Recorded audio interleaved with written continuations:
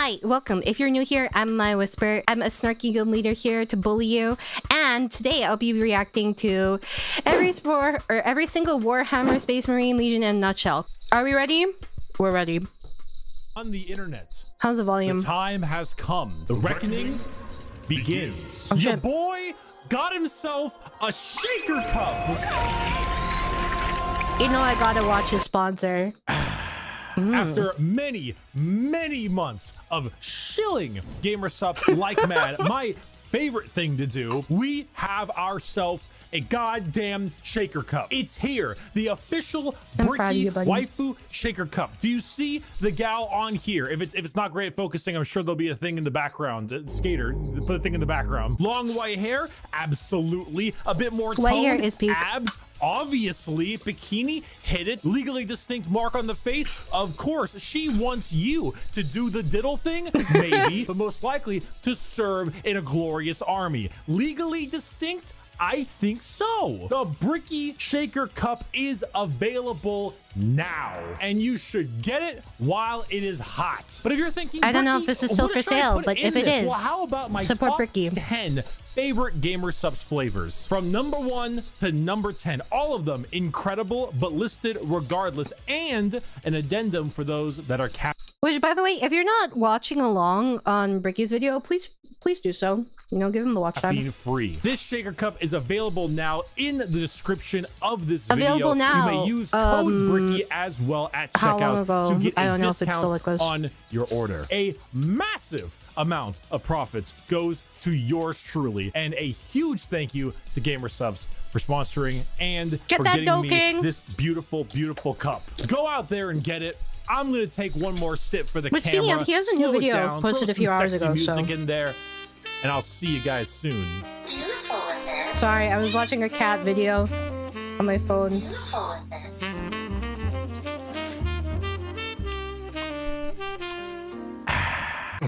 Hello everybody, my name is Bricky, currently stuck in the walls of the most prodigious school in the Imperium by punishment for falling asleep during class.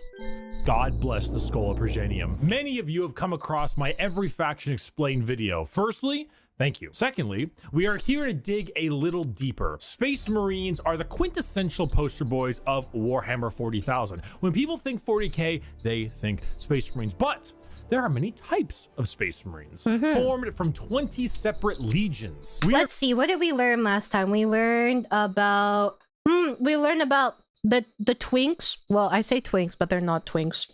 We learned about the Alpha and Omega twins. We learned about, let's see, there's Space Wolves, there's Iron Fists, there's Salamanders, there's the Betrayers. I think it was Iron Fists or something that I kept getting confused with, and then that's the one that has like Eric like 9 something. What else is there? Oh, I remember there's what is it? It's been like 2 weeks now. I can recognize them if I see them. I have like a haze of imagery, but there are too many things to remember. I have to remember their looks and I have to remember the name. That's crazy. And then there was the purple one. Those ones are disloyal. Every time I think of the word disloyal, I think of the fantastic Mr. Fox. The way he says, "No, you're not. You're disloyal," gets me every single time. They're not the most memorable. I didn't even know them until last time. It's just because Omegas, guys. I'm Omega-verse brain rotted. That's why. Anyways, we'll go through it. We're going to rattle them off in order and give you a quick rundown of each one. A disclaimer, like in my Every Faction Explained video, this is a mix of accuracy and memes. If I say the Salamanders Legion specializes in hugging children and petting puppies, they aren't exactly doing that, mostly. I'm shocked. I would like to pet this creature. But you can infer that they care about civilians and are a bit kinder than the average Space Marine. A Space Marine being a genetically modified super soldier that's had 1 million new and terrifying organs shoved into them, refrigerators strapped to their bodies, and are so far above the average human that they are referred to as demigods instead. Each Space Marine has a father, unlike I didn't know that. a Primarch, which is basically an even bigger Space Marine that was formed forged in a lab by the God Emperor of Mankind, that gigantic golden dude you see everywhere, who is both the leader and now the martyr of humanity. The Primarchs are his 20 sons, built in a lab, who lead 20 legions of Space Marines, who are their sons, not from a lab, but rather a dissection table, giving them the powers and skills of their associated Primarch via a gene seed, a special organ carrying the genetic makeup of their Primarch and, you know, their seed. So if Jagatai Khan of the White Scars has the genetic makeup that wants him to go really, really fast, then his sons, the Space Marines, also want to go really, really fast. I should note that I am only referring to the legions this time around. If you're interested in sub-factions like, let's say, the Black Templars, I don't think the Lamenters are going to be here. I do have they're an too small, excellent Black Templar video. I'd argue it's probably the most accurate one I can think of. It goes through the whole lore, everything about them. It's a I don't very actually know long anything video. about the I'll put Black it in the Templars, I description. Just think. look up Black Templar video in the description. You'll get what you need. And now, with the easy explanation out of the way, let us begin with our first legion. Dark Angels. Oh, these are the. Is this the Sanguinius faction? Is it? Oh no, those are Blood Angels, right? This one's different. Dark Angel. Allegiance, loyal. Just keep eating. Primarch Lion L. Johnson, a duelist, a knight, a real asshole, I'm not gonna lie. The single word descriptor, I know where I got the Eric Dark Angels from. are our first legion, hailing from the Maybe death because it started world white. known as Caliban. Their Primarch, Lion L. Johnson, is what happens when you try to make the side profile Chad meme into a genuine character. He is a master tier duelist, a brilliant strategist, and an overall dick. There are few situations. Okay, I do remember one thing from this, and this is 30k Lion? No. 40k Lion. Yes. He isn't prepared for, and few fights he isn't ready to lead head on. This makes the Dark Angels have a very Knights of the Round Table vibe. They look like the Knights of old with these large suits of power armor, often donning robes and hoods. Their names also follow this. They have like Ezekiel, Azrael, Belial, Samuel, and so on. However, the common thing associated with Dark Angels are the Fallen, a part of their faction that turned traitor against the Imperium, and they are very heavily trying to expunge all knowledge of them from existence. Fallen? What Fallen? Never heard of any Fallen. Do you know about the Fallen? We're gonna take you away and mind probe you to make sure you have never heard of the Fallen. They definitely don't exist, and if they do exist, which they don't, we will find them even though they don't exist. They love their interrogations. They thrive in it. Lionel Johnson is a scorched earth policy sometimes, and it's given to his sons in force, which makes sense considering that when the Lion heard of a Chaos Primarch on a homeworld different Primarch, whose mom was there, he was like, let's nuke it. The Dark Angels are a special group where they formulate themselves into 3 different factions. The Deathwing Terminators, slow-moving, tough phalanx. The Raven Wing, fast jet bikes and flyers. And the Green Wing, which is your standard Marines. They are a jack of all trades, but not in the sense where they're good at everything, but rather they have a lot of things that are good at specific things. Like instead of 20 people that have a multi-tool, they instead have 20 people with gigantic power tools for every job imaginable. If you like being suspicious about everyone and everything in your surroundings, but you also like to have a whole lot of deep knight type lore, run the Dark Angels. The One Piece! Does Lion have a book about him? I assume so. The One Piece is real! Our Probably a second lot, legion right? is a special one.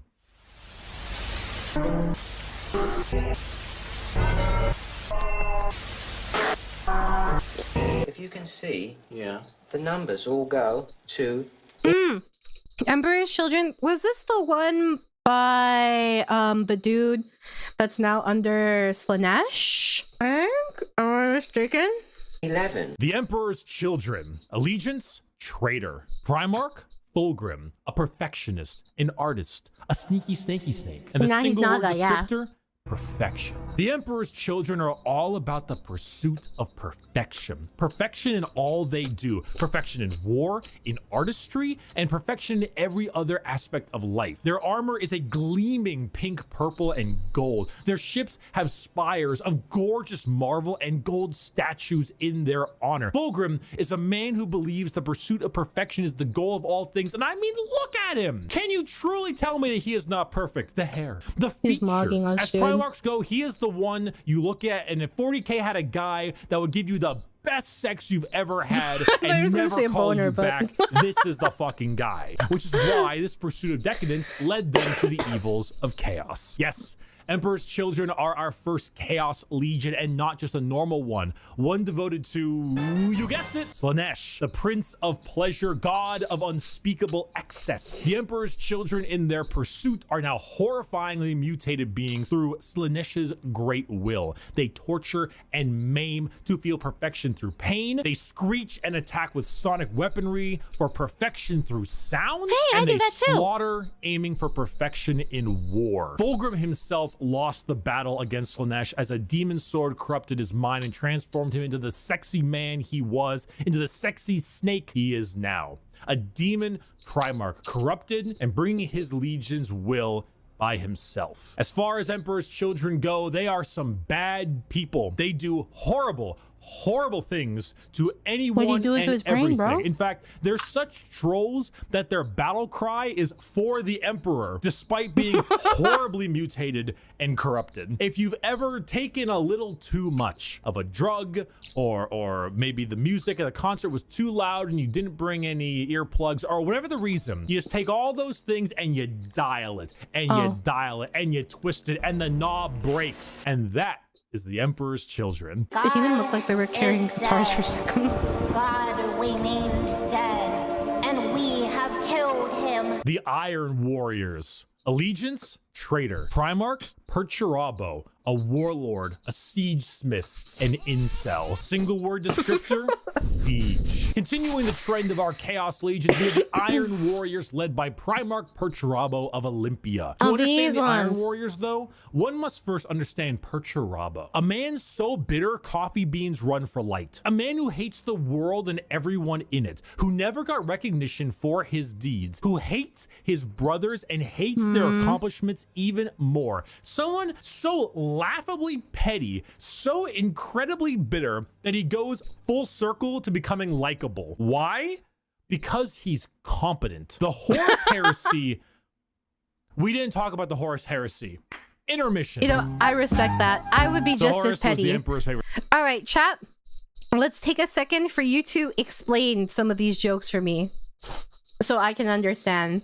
What does he mean by, what do you call it? How he goes like full circle into being like likable. He's just like me for real, for real. Is he? Is it the pettiness? Competency in this economy? Dude, this is why I really struggle to delegate things. It is not for me. I try to like delegate tasks to people, but I'm too much of a control freak. Petrabo is the guy who did the most work on the group project and everyone still hates him.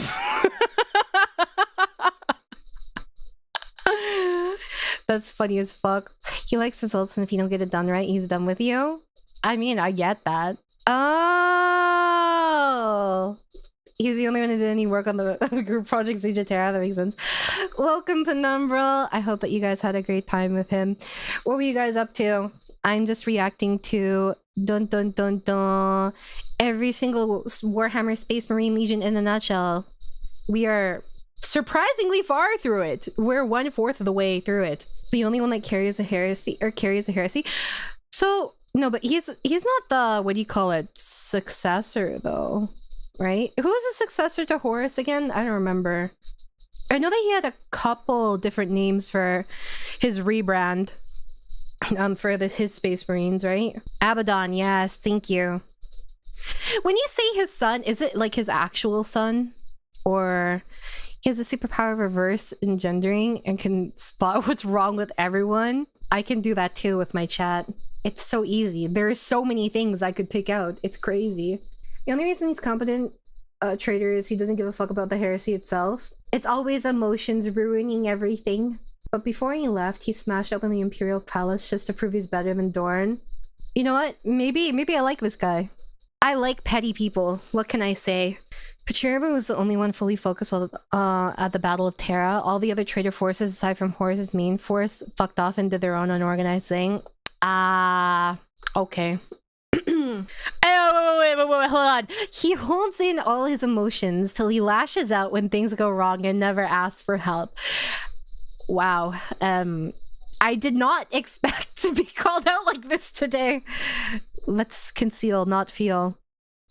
Son, right? You know, so the Emperor walked into his room. Horus said, Dad, I just gifted 150 subs to Amaranth, and she said my name a ton, and she Loved me for it. I really think that I might get to meet her one day. And it kind of played out something like this. Your feelings for her are not real. They are real to me. And then it started playing out a little bit more like this. Let the seas boil. You got that gym hoodie going. So it takes the last drop of my blood. Yeah.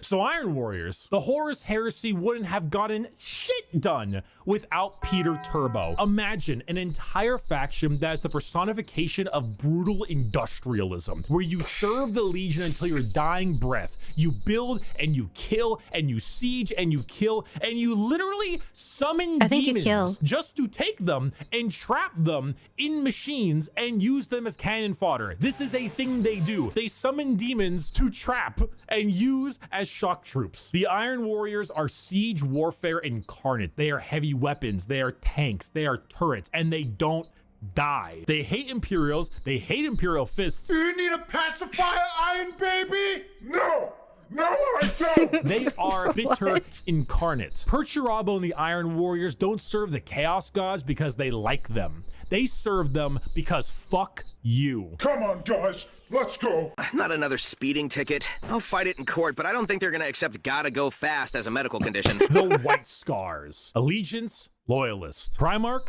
Jagatai Khan. A speed demon, a plain strider, a roast god. Single word descriptor, speed. Hailing from Chagoris. The White Scars are all Guys, about... just as a heads up, it's okay. It's okay to be fast. You just need to be consistent. You know, you gotta keep up your stamina. Speed. They love melee, but they love it even more when they are doing it from a motorcycle or land speeder. Or honestly, just running really damn fast. The White Scars are honestly forgotten about a lot, and that's lore accurate. They are a legion that doesn't seek the recognition or glory from the combat they engage in. They engage in it because it is their duty and because they love it. Not in the insane slaughter enjoyment of loving it, but in the thrill of the fight. They are known as the Laughing Killers because they ride into battle with a smile on their face for the love and a of the chuckle game. in their throat. And as you can tell by their Primarch's name, they are Mongolian based. Remove horses and replace them with motorcycles and land spears, and that's your style. They are heavily based on the old times of Genghis Khan, and consider this is 40k and everybody's evil. You know, that fits. The White Scars are actually physical scars on their body, going back to their heritage on Chagoris. The Khan himself is kind of a I wonder if they do scarification. Have you guys heard of this? It's not like super known. I'm not sure the cultural origin of this, but like it's similar to tattooing, where you basically get scars made and they heal as keloids that have a design. So you get scars made in a design. Oh, so they actually do. Oh, because I was like, do they just have to get one scar, or do they get like a whole ass like back scar or like a tramp stamp scar? Okay, I know it sounds stupid, but I thought it was just gonna be like one little scar or something, or like this, right? But like, this is like an actual thing that people do. I don't think it's done super commonly though. Okay. I imagine you turn around and look at your fellow generals and you see a guy ripping the plating out of the walls while screaming and bleeding out his scalp. Another guy doing a line of magic coke off a demonic hooker's crab claw.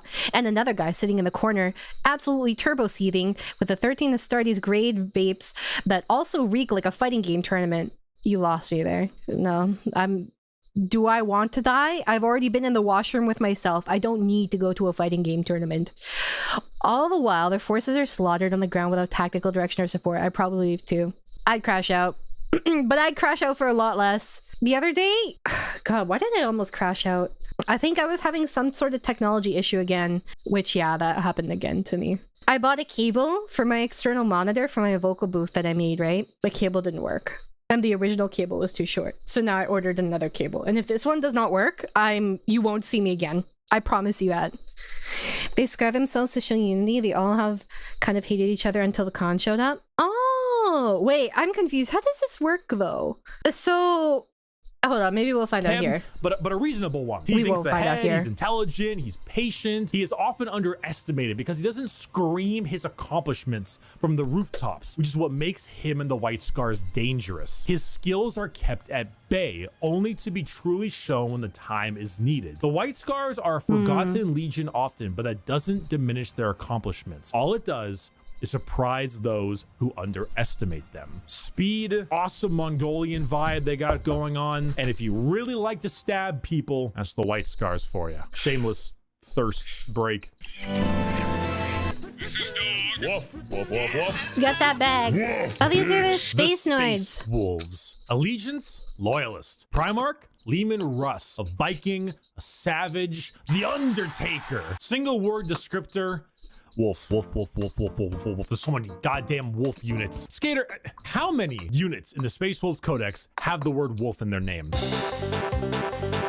The Space Wolves are the 6th Legion and That's so hail lot, from though. Fenris, a frozen wasteland of a world with their Primarch, Leman Russ. I don't really need to Yo, spend you a whole lot kinda of time Chad talking about the there. Space Wolves because it's very obvious who they are. They are the second most obvious what their shtick is Legion in the 20 Legions, besides the World Eaters. I When couldn't you tell. look at the Space Wolves behind, what do you see? Do you see Vikings in space?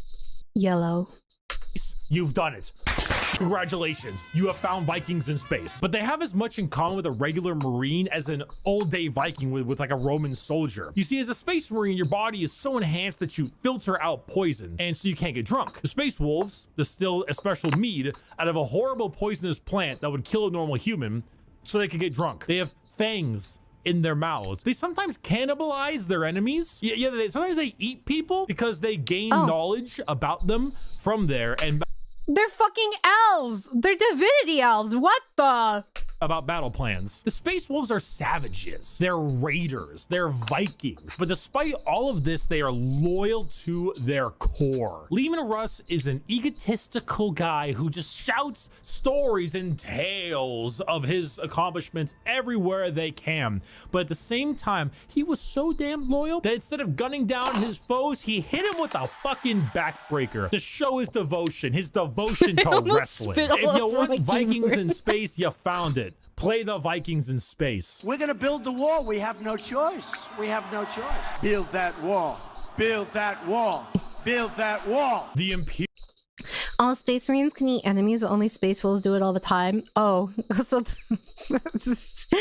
I wonder, just like out of curiosity, right? Since this has been going on so long, I might have asked this before, but have there been like general? Oh, but I guess hold on, I'm thinking Space Marine can't have children, right? I think we talked about this before because I was wondering, I'm like, oh, would they evolve to have tougher stomachs than most people then because of all the booze and all the human consumption? Yeah, because I'm like, oh wait, I don't think they can have children because I remember asking this before.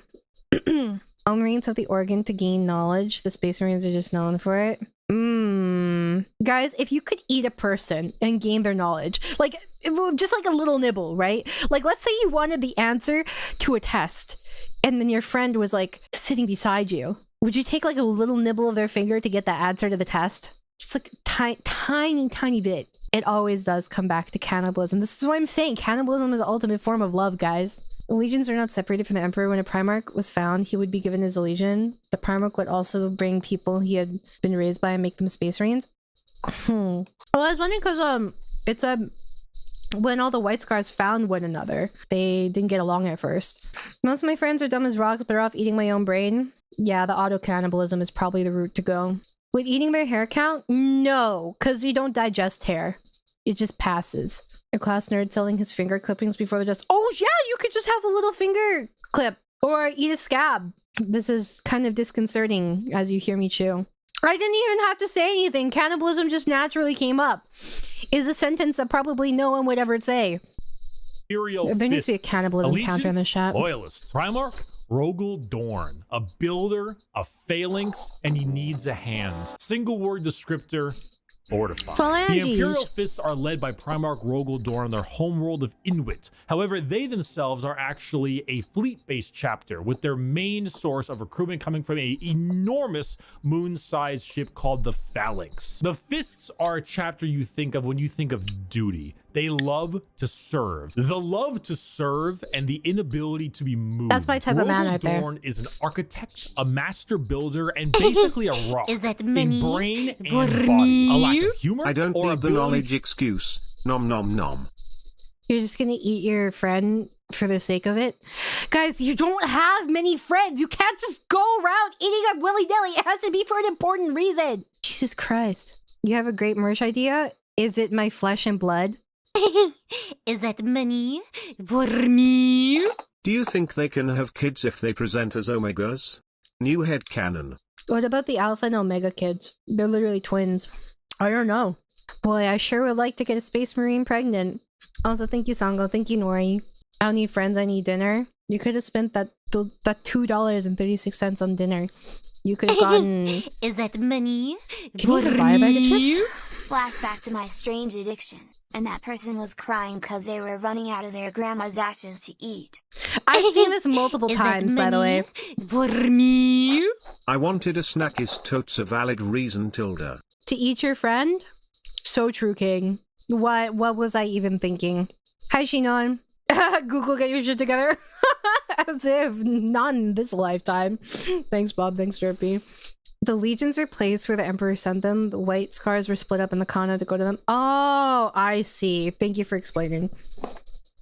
Inability to be moved. Rogel Dorn is an architect, a master builder, and basically a rock in brain and body. A lack of humor or ability to lie shows that he is as blunt as the weapons of war he creates. Not the swords he makes, but like blunt, strong weapons. The Fists are the same. Take your archetypical American Marine style look, a buzz cut, a hard sense of duty, and then throw in some power I thought he was gonna armor say and a crayon love for ear. building defenses, and you have the Imperial Fists. They are immovable. When you find a spot, they're ready to defend. You can't breach them. Their knowledge of defensive warfare is paramount. Without them, the Horus Heresy would have been so much more effective, but thanks to their insane and immovable tenacity, the Imperium lives today. And let's not forget that Iron Warrior and Imperial Fist rivalry. Want to know why the Iron Warriors are so bitter?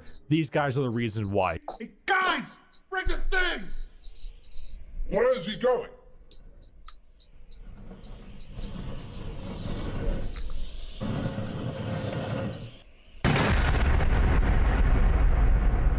Is this a Monty Python reference? Hey, that could have killed me! Hey, guys! We missed! Get another! Dorn and Perturabo are basically two sides of the same Oh, I coin. need to read this. It's Get important that I another read Dorn and this. The Virgin Perturbo cannot grow facial hair. Rules through blank. Jealous of his brothers being better than him. Wears overalls to cover something.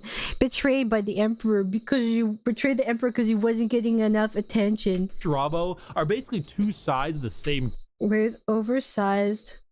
coin. One is a I didn't think I could read all of it. bit more Whatever. level-headed and got better jobs. If you want to be defensive, to be good at everything Space Marines are good at, bolters, heavy weapons, vehicles, you want a classic military fighting force, start fisting. I am having a very bad day. Oh, these guys are traders, right? These are kind of the ones that do is it deception stuff? I think I don't remember. Okay, because I was like, I'm pretty sure these dudes are traders, but I could be mistaken.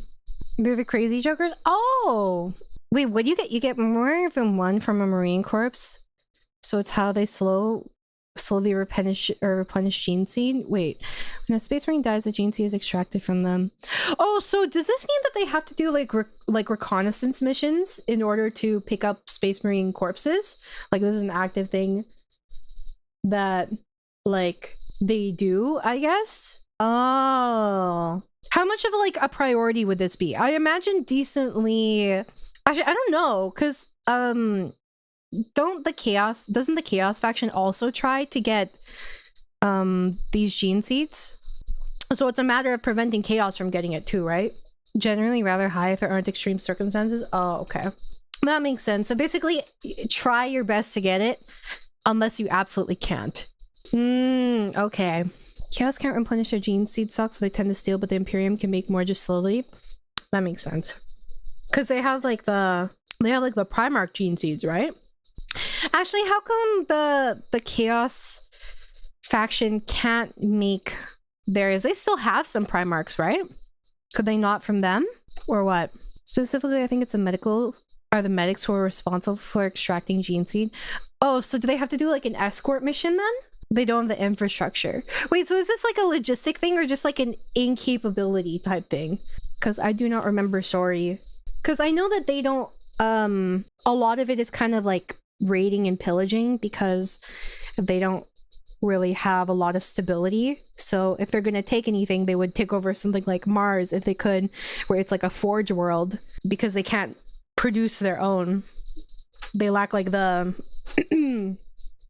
I guess like societal logistics to make it happen. Apothecaries perform the extraction of gene seed from the progenitor glands on the field if able. If not, a search and rescue mission is performed to recover the bodies if at all possible. Oh! Space Marines require 1 dose of gene seed to be implanted to create them, but they generate a 2nd dose within their progenitor glands as they age. Oh, this is the one that you're talking about that is like slowly harvesting. Do they only get the 2? Like you get like, I don't know. I was thinking of like the spiritual orb type thing where it takes how many years to produce. There's a mini-series called The Tides that shows a Salamander and Ultramarine apothecary attempting to extract gene seeds from dead allies. Oh, so it's a lifetime amount. Oh, okay. So even if they lived like to 1,000, they wouldn't be able to get another one. Okay. I'm still confused though. So I don't actually know like the clear-cut reason why the Chaos faction can't make their own gene seeds. I just know that they can't. One of the upcoming models, Garion the Corpse Master, has him about to extract a gene seed from an injured Chaos Space Marine. He's reaching for his bolt pistol while the injured dude is still alive. That's kind of metal. Chaos corruption. So that's just the logic. Warp corruption mutates beyond what you were to a certain point. Can't make stable Marines with that. Oh, I see. So it's basically like corrupt genetic code. Okay, that makes sense. Thank you. All right, let us continue. Today is one of the worst days. Oh boy. Oh boy, here we go. The Night Lords. Allegiance, Heretic. Primarch, Conrad Kurz. A sadist, are these guys the pussy ones? Depresso espresso. Single word, me. Fear. The Night Lords are my favorite legion, hailing from Nostromo and their Primarch, Conrad Kurz. They are a traitor legion from a planet known as the Sunless World, or the World of Endless Night. What did I get from my quiz again? I'm trying to see. Oh, I got 1,000 Suns. I got 1,000 Suns and Night Lords. Let's see. It went, I don't know, 60 something I think for Black Legion, 93% for Night Lords, 86% for Death Guard, 83% for Emperor's Children, 43% for World Eaters, 96% for 1,000 Suns, 80% for Alpha Legion, 66% for Word Bearers, and 36% for Iron Warriors. Nostromo is a horrible hive city that is known for being host to some of the worst gang violence, murder, and working conditions around. The only thing keeping the population in check is the suicide rate. The Night Lords followed in the footsteps of their Primarch, a man who believed in a twisted sense of justice and that the only way to make humans compliant is through fear. The Legion's lesson has been lost on them, as their ranks were repopulated by gang members, murderers, arsonists, torturers, and other words I can't say on YouTube, as young as 12 years old. Murderers before they were even teenagers, raised to become demigods. Now, fucking fear yickers. is what they sow and flesh is what they reap. The Night Lords are scum. They are the exact opposite of all other legions. They torture and they maim and they flay because they think it's fun. They run away often so they can come. This was my second highest faction for Chaos faction, by the way. I don't know how to feel about this. Let us not think back to the questions I had to answer in order to get these results. 93%! come back and kill you with more numbers. They prey on the innocent and the weak. They kill normal civilians because you can't say this to me though, because there's like a dichotomy to this. 93% for this one, right? My Alpha Legion was only 80%, but I'm pretty sure what I got for the Loyalists was Salamander. I'm pretty sure I got Salamander for Loyalists. Someone confirm? I'm 90% sure. I'm 90% sure I got Salamander for Loyalists. Your hair is Alpha Legion coded? Is it really? In my defense, most of the questions were literally super sadistic, you know? To know where to hurt a person most, you need to have a lot of empathy. True! Wait, but my mom isn't the most empathetic person. What happened there? You got the worst legion of the nicest. It's called Gap Moe, guys. Come on. Grow some culture, please. Why the heck are you over there? Salamanders of Night Lord sounds like a good combo. Can you imagine the hate sacks? Go crazy. Welcome back, Clincher. Thank you for the 2 months. Your hair is turquoise, you're all furious. It's teal. Vulcan and Kurz hated each other. Oh, aren't they, they're the ones looking for one another? Or is that someone else? Kurz is looking for someone, right? Or is it vice versa? And he's in, like, deep space? I think. Yeah, but no, I'm just saying, like, the hate sacks would go crazy. Which one is the one that is, like, super... Fuck, where was it? It was like, I had like a picture of it, but I deleted it. You don't think so? Oh, it was Corvus Corax. Thank you. That's the one I was thinking of. Because I remember they were near the bottom, and then Night Lords was also near the bottom in the chart. The chart I went over last time and I did the little quiz thingy for. Curse is the reason why Vulcan crashed the fuck out and burned an Eldar child, an act which he regretted for the rest of his life. Oh, he has a conscience. Wow, no wonder I've dated shitty men. Holy shit. Let's continue before I start reflecting on my choices more. It's easy. And flee any battle where they don't possess overwhelming odds. They are the antithesis of normal Space Marines. They are scum. One time, a world did not comply to their demands, so they raided one of their ships and brought it into atmosphere. The crowds cheered and clapped as it appears that they had won the battle. And the airlocks opened, and the skinned and flayed bodies of the crew were thrown down in the populace. In other words, a legion of gangers and criminals. Add together a heavy Slavic influence to them, Slavic you've got squad, my favorite faction. You have not done the dishes for 5 What is this years. So Sanguinius? embarrassed when people come over here. What does it matter? You bring them over, you kill them. Vampires don't do dishes. The Blood Angels. Allegiance, loyal. Primarch, Sanguinius. An angel, a vampire, a dead-ass Yeah, I was gonna say he motherfucker. dead. Single word descriptor, Horace beat his ass, blood. right? The Blood Angels are... Yo, question. So, since Space Marines can get memories and, like, knowledge from eating people, right? Do you get different knowledge based off of the part that you eat? Like, if you eat or, like, drink blood, do you get knowledge still? It's always the brain? Damn it. Imagine if you could strategically just, like, eat parts of people. Like, if you wanted to get better at sex, you'd eat the penis. If you wanted to, you know, get better at music, you'd eat the ears. Instead, you just have to eat the brain. No, but do you guys not think about this? Has no one thought of this? Why was that the first thing you said? Who knows? You guys are boring. I can't believe you haven't thought of this. This is important information. It's a genetic memory. DNA is to say all the same in the body for the most part. I know, but it would be cool. I'm thinking Night Lords is accurate for you now. Why? Why do you say this to me? What is the logic behind that? This probably is a fanfic or something written by Ian Watson. Amaya, you're more Slanesh aligned than you think. Stop! Amaya, I'm not constantly thinking of cannibalism. That's because you don't think, period!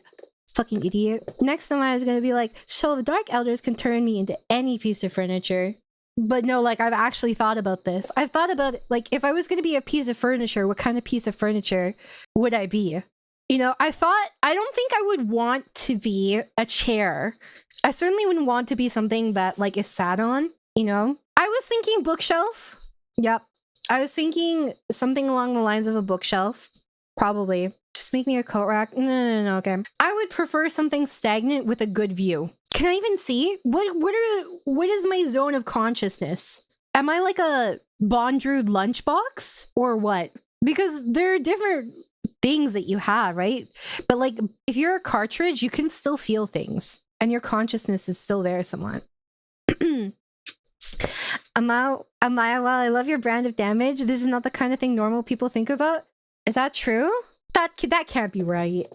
People definitely think about the logistics of this stuff, right? I want to be turned into an interactable turntable. That's so specific, Truecore. See, I was thinking a ring wouldn't be so bad if it was my loved one, but what if they cheat on me? That's the worst culture in existence. If your lover turns you into a ring and then they hook up with other people. Is it worse if they keep the ring on during sex? If they keep the ring on during sex, does that count as technically a threesome? You're involved, you're present, you're making contact. Whereas if they put you on the nightstand, then that's also a cuck chair, right? The ring stays on? Okay. Why does this always happen to me? Why? Why does this always happen to me? Every single time I get raided, it's the worst context possible. Hi. Welcome, raiders. You came in at a great time. I was just talking about what piece of furniture I would be if I was turned into, like, a piece of furniture by a Dark Eldar. And then I thought to myself, if I was a ring made by my loved one, I would kind of appreciate that, right? But if they cheated on me, then I wouldn't like that. But if the ring stayed on during sex with someone else, would that count as being cucked, or would it count as a threesome? That was my thought process. But hi, welcome, raiders. I hope you had a great time with DK. If you don't know me, I'm Amaya Whisper, your snarky good leader here to bully you. And guys, please check out DK's channel. Please. Yeah, there's no saving me. At least you know with the ring that goes on your finger, could have been worse. True. You know what? You're so smart. Oh, I just realized I didn't give you your VIP. Let me bam, lamb bam banana jam. Yeah, there's no saving me. I think we're, let's see, how far are we through this now? We're halfway through. This was a very important tangent. No, you're so right. You're so right. You get me. I was told normal people don't think about this. This does not imply you're not normal. This is just too, you know, my own logic is important. But how could they unringify you if they turn you into a ring? Oh, they don't. They just kill me. And then we reset. You know, that's true love. If you kill me and then you come back for me, I think that's fine. At this point, you're just describing different tags. There was this one I read where he wore their skin, and I was not a huge fan of that. DK is a horrible benchmark for normal. The sex pet name he reached for was Tau Railgun. What's wrong with that? Everyone makes mistakes, don't worry. For example, your mom made you. I could fix her, but whatever is wrong with her is way hotter comes to mind, but for no reason whatsoever. No reason. No reason, he says. The fact that this is recited so often for no particular context, no particular reason, you know, that's fine. That's fine. It's fine. A tank asset now for his VTuber? Hey, that sounds cool. I want to see this. Technically, they could probably give you to a Dark Elder Homunculus and bring you back. They wouldn't, but they could. Yeah, but it's about starting fresh-ish, you know? Actually, when you get reborn as Dark Eldar, can you customize your appearance? Can you do like a character creation every single time? It's true. It's okay to be fast. You just need to keep going. Probably. I wonder then if you can customize your appearance. But I feel like the Eldar would get bored of that, right? They would probably want to RNG their appearance because spice of life. I wonder if there's like a cultural difference and like a certain cultural appreciation for people that stay natty in terms of their appearance. You aren't even that down bad yet. You don't know about Warhammer Fantasy and Morathy? That's true. I actually don't know anything about Warhammer Fantasy. Can you imagine? I feel like this would happen. You're a Dark Eldar, right? And then you press random for your character creation. You come out looking ugly as fuck. They straight up put you in a circus. I'm down bad. Well, you could always be more down bad, you know. once you get into customization of your body, you start down the homunculi/rack route. I don't know anything about that, Queen. No, I mean, I am down bad, but it depends on what I'm down bad for. You know what I mean? Arena? Wait, what is this arena entitled? Homunculi are their biology specialists, so they're basically the one that, like, they're the ones that stitch DNA together and create people. If you're fast but they still break, then it's okay. That's what I'm saying! If you get the job done, then it's fine. One of us has to pass out first. Honestly, nothing would be worse than being part of the Krieg Corps. What that? The racks are their masterpieces? Oh, those are like the furniture pieces, right? Or am I mistaken? You gone a bit part the reaction for the video stretches for an hour? It won't be that long! I know a lot more things, so I have less questions now. Never mind that question. They're biological weapons? Some slaves are put to fight in the arena. If you keep winning, you get special treatment by Dark Eldar. Oh, what is it? Wait, is this special treatment actually good? When I see special treatment by Dark Eldar, that just concerns me. They're called flesh smiths. Oh, those are the ones that make the furniture. Yeah? Really high-ranking Dark Eldar make sure homunculi have a piece of them, so in case they die, they can stitch them back together with backup parts and don't get gobbled by Slanesh. Wait, hold on. Is that like the... But I thought that they just need the memory locket or whatever. Sorry. I was playing too much Silk Song in my brain. The memory locket or whatever for the soul so that it doesn't go to Slanesh. What is the flesh matter? Oh, the Dark Eldar don't use it. Oh! The Dark Eldar don't use it, but it's just the Craft World Eldar that do it? Oh, I see. Okay, thank you for explaining. So how do they use the flesh to keep hold of the soul then? Oh my god. Hold on. Warhammer Fantasy doesn't have nearly as much lore, right? They remake the person in totality? Okay, so would this be kind of like a situation where, for example, you have like a scrap of clothing, right? And you use that with a dog to find the person whose clothing it belongs to. And that's how the soul comes back in. So you make like a little vessel for them, and then the soul is naturally attracted back into the body? Question mark? Or what? Fantasy is older, much wider. Age of Sigmar is a new fantasy thing. Yeah, because there's Warhammer 40k, then there's the original one, and then there's Age of Sigmar, which is a new one, right? It might be more of a part of the soul is a fragment, is in the fragment, and it gets regrown from there, but I'm just theorizing. Because it's, hold on. What is the difference? It exists. It's something that very fully exists, but it's not tangible. Basically. Like, you can't physically interact with it. That was my understanding. Less like clothing, more like a finger to regrow the body. Oh, so it's kind of Deadpool-ish then. Okay, I understand. Alright, let's continue. Where were we? We were at Blood Angels. Dishes for 5 years. So embarrassed when people come over here. What does it matter? You bring them over, you kill them! Vampires don't do dishes. The Blood Angels. Allegiance? Loyal. Primarch? Sanguinius. An angel, a vampire, a dead-ass motherfucker. Single word descriptor?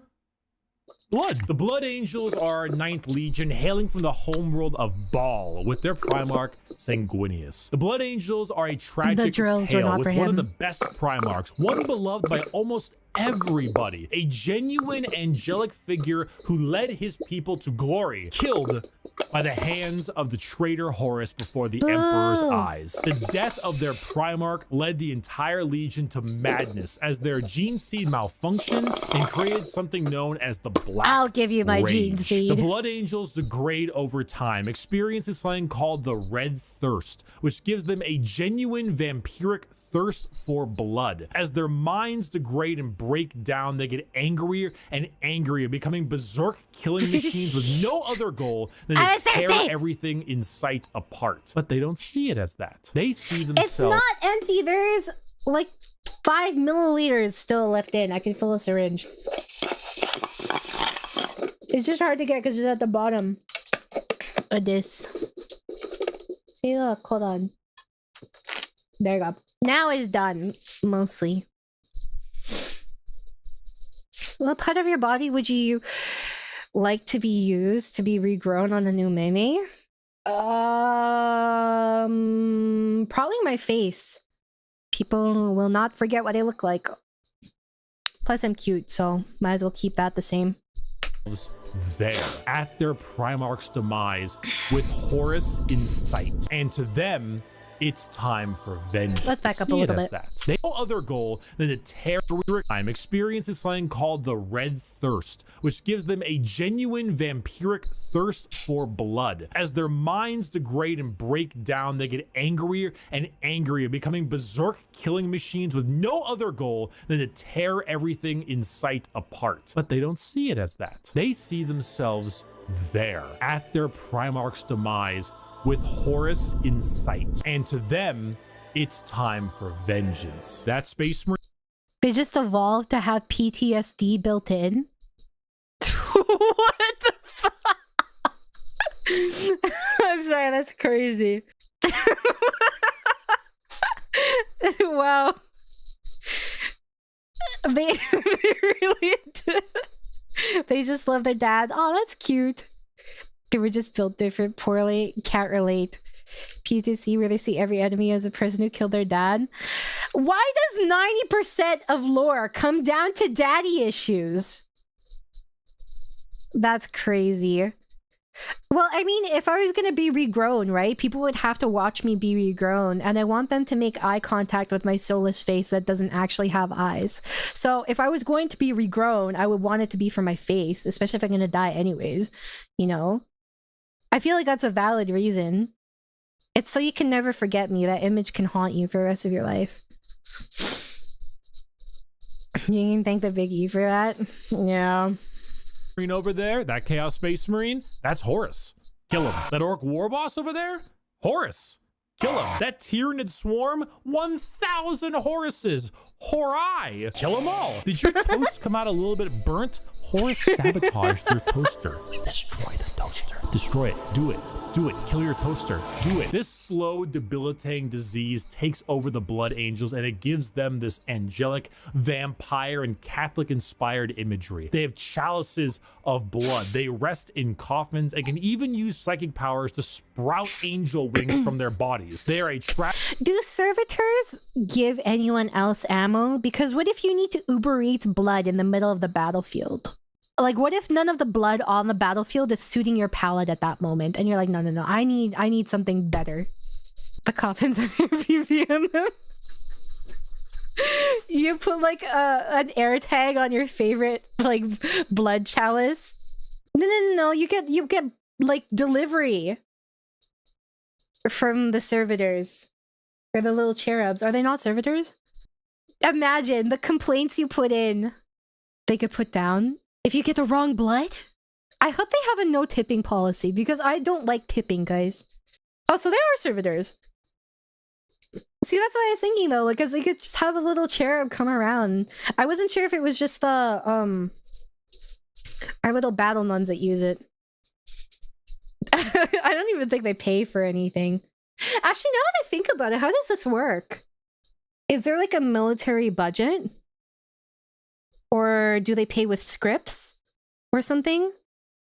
I don't actually know how Space Marines would pay to resupply. There's a currency called thrones. They collect tribute. Me too, but you don't see me bragging about it. It varies from planet to planet. Is there no, like... I know that their communication and everything is kind of fucked between all the various planets, right? But is there no, like, universal currency that can be used at all? Uh-huh. Yeah, we would never turn babies into servitors.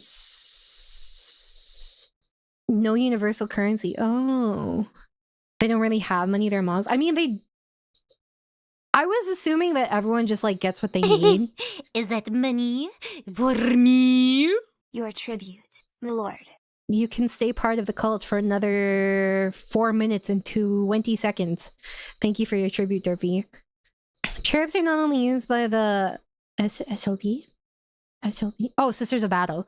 But they're mostly assigned to the Ecclesiarchy and its affiliate institution. So if any cherubs were to be assigned to the Space Marines, it'd probably be to the chaplaincy. Stuff is mostly currency. is most of currency for bigger players, huh? So it's more trait stuff? Well, because I'm wondering how wealth works then, because obviously there is a wealth disparity between certain groups, right?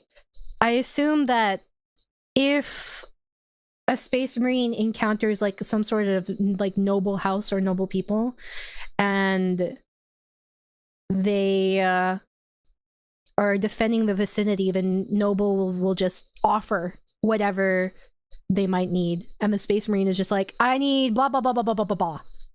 Because I don't know how much would work in terms of like resupply, especially since it's kind of like, how does one say, it's very communal, you know. Blood Angel chaplains are a bit special since they're in charge of reining in the red thirst of their comrades. That sounds sus. They're planet and sector-based economies, but Throne Guild is used for groups that have to maneuver across multiple systems or sectors. Oh, so that'd be for rogue traders. Thrones and Imperium currency are very much used by the normal folk, but Space Marines get their stuff directly from the AdMech.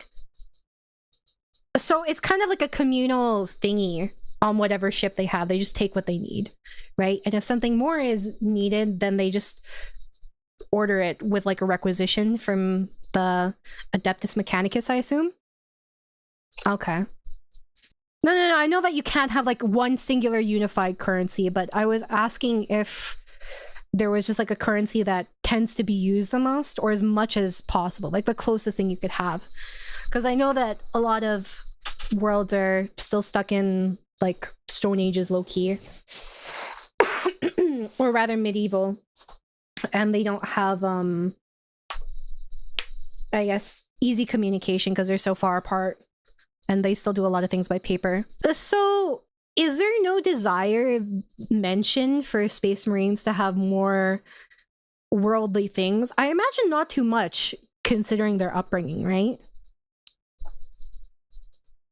I was playing Darktide the other day in Discord, and what happened when I was playing Darktide? There were a lot of heretical things said. There are stuff either through the Administratum or directly from AdMech. Blood Angels are often artists. I'm guessing they paint with blood, like, actually. And they paint sanguineous like one of their French girls. There's also sanguinary priests, which are kind of like a mix of apothecary and chaplain, and in charge of both advising and when necessary, corralling with the Blood Angels afflicted with black rage. Huh. Those are different from the ones you mentioned before, right? No, because Space Marines are supposed to be warrior monks. Chaos Space Marines, on the other hand, like shiny things. I also like shiny things. Some of the tech-obsessed ones are kleptomaniacs. That doesn't surprise me. Yeah, one of the CRPG packs. Yes, it was the French one. I'm surprised that they got away. They got away with saying such heretical things. The Blood Angels artistry, which is meant to keep them sane as genuine restrained artistry. They're tortured artists. Oh my god. Okay. Tragedy through and through, and the only thing that will look more tragic are the mangled bodies of those they come in contact with. I got a diesel engine, and honey, we forgot to mention, we're gonna take your job. You guys The are not Iron loyal, Hands. right? Allegiance, loyalist. Oh no, Primarch, my bad. Ferris So sorry. Manus, a machinist, an Oh, we talked inventor, about this one before. and not a great head on his shoulders. Single word, bionics. The Iron Hands are from the home planet of Medusa and their Primarch Ferris Manus. Does Ferris Manus have an iron hand? You fucking know he's got an iron hand. The Iron Hands believe that the flesh is weakness. I didn't see that coming. But despite all of their enhancements, despite all the things that made them demigods, replacing some of the flesh with bionics will allow them to serve the Emperor more. They go hard into vehicles and dreadnoughts. Dreadnoughts being giant walking sarcophagi that have wounded Space Marines piloting them from the inside. Vehicles, metal upgrades. These are the things that make up this legion. Their tech marines have servo arms sticking out from all directions. They have a wide array of mechanics and extremely often replace limbs with metal ones, serving all kinds of different functions to deal with their enemies. The Iron Hands are also not particularly nice. They're kind of assholes. I mean, Marines are already normally pretty big assholes, but they're a little bit up there because of their ugh. Flesh, ugh. Civilians made of flesh, ugh, ugh. Because you see, the flesh is weak. Flesh is corruptible. Bionics, the strength of the machine is pure and cannot so easily be corrupted. So if you want people who have this little techno fetishistic vibe to them, that love their vehicles and their walking coffins, hit up the Iron Hands. Understand, Commander? So would they go as far as admechs do? When it comes to replacing their bodies? Because don't Space Marines have like a bunch of modified organs? Are those not necessary, or do they substitute them with technology? Oh, they would go as far. Oh. Would they be considered like the favorite, I guess, affiliate for admechs? I'm kind of curious as to how they get along. I assume well, since they have similar ideology, right? Even the Iron Hands feel... Wait. Even if the Iron Hands feel like their say arms can do the job... Oh, you mean their original arms. I kind of want to see some admech and Iron Hands comics now. I feel like they'd be super cute. Hi, Flamdring. They've been known to go that far a few times. So do they replace all the organs then and then just keep the head? What kind of comics? Oh, just like, you know, like those cute like 4-coma ones. What were you thinking of? I actually wasn't thinking anything sexual that time. I was literally just thinking of them like showing a piece of technology to one another and sharing it like children. So adorably. Meanwhile, you and your perverse mind. The Admech and Iron Hands are total bros. There are more Tech Marines in the Iron Hands than in other legions, and Tech Marines are all trained by the Admech. Oh, okay. That's actually a conflict that is explored in lore, that the Iron Hands replace the very things that make them transhuman. At times, extreme body dysmorphia, again caused by dead dad. There's no way I had daddy issues with a dead father. I can't think of anything. They encourage replacing limbs and stuff. Dreadnoughts are also more revered by them. Why do you say that like they're car sexual? The way you say that reminds me of that, like, it's not like a strange addiction episode, but it's like something adjacent where this dude is like, he gets turned on by his car and he has like a relationship with his car. Is he fucking the car? You've never had the urge to just peg a toaster? No. Perhaps a man, but not a toaster. You know, the tech priests have extra arms on their backs. Iron Hands also have those. Holding tools, guns, other weapons, just whatever they mean. Oh! I haven't actually seen that on the designs, really, now that I think about it. There are people like that, and those Space Marines are more likely to do that. You know what? It's not hurting anyone, except maybe the cars. They have actual body dysmorphia, not toaster lust. Toaster lust is a crazy statement. I love that. I'm putting that in my back pocket. Good job, Miko. They want to rip off their skin because it doesn't feel right. I wonder what started this, though. Like, what was the origin of this feeling wrong? Because it can't just... It's not just inherent, right? Or what? Your Goat Legion coming up? What, this one? Let's see. I was never here. Legion 11.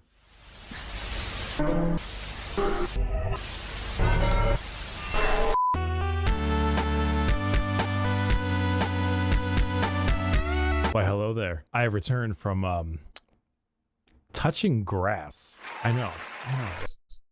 That's where I check out. Oh, it is inherent to them. Reading this even when Ferris was around.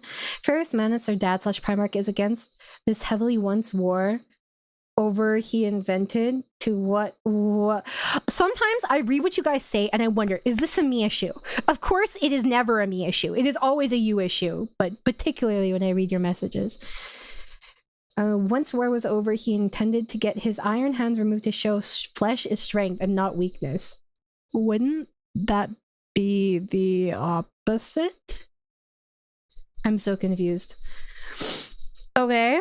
Oh, so this is a misinterpretation. So the Primarch for the Iron Fists had his arms covered by liquid metal. He hated it. And his kids thought it was super cool and tried to copy him, despite the fact that he felt impure because of his metal hands. Sorry, all I think of is Dungeon Soup impure. One version I read is that Ferris Manus died because he was too weak and too human. They don't want to be weak like him, so they don't want to be human. Okay. So it's a longer story than this, but the core element is that their culture was already based on scavenger clans. When their father died, they took one of the things he said, the flesh is weak, and internalized it to an unhealthy degree, not realizing the response was, but deeds are immortal. Oh, so only 50% of it went down, and then it started shaping the rest of their culture. Okay. Oh, that was the point. Fairies wanted to show the true strength always comes from flesh. The full quote is, flesh is weak, but the deed endure. And it was spoken by Vulcan. Aww. So, how did they come to know about this exchange between Ferris and Vulcan? Was this like in public, or was this something that he parroted from Vulcan?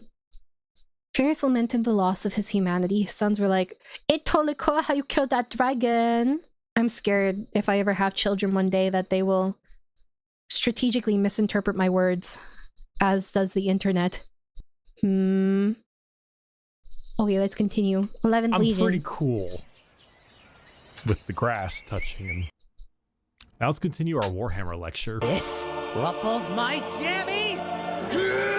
Okay, so what's going on here? I am a super The World Eaters. Allegiance, Heretic. Primarch, Angron. A Butcher, a Slaughterer. Oh, this is the guy that gets angry, just, or he feels extreme pain when he feels anything other than anger. Earth-shatteringly, unreasonably fuck-ass mad. Single word descriptor, anger. Hey you!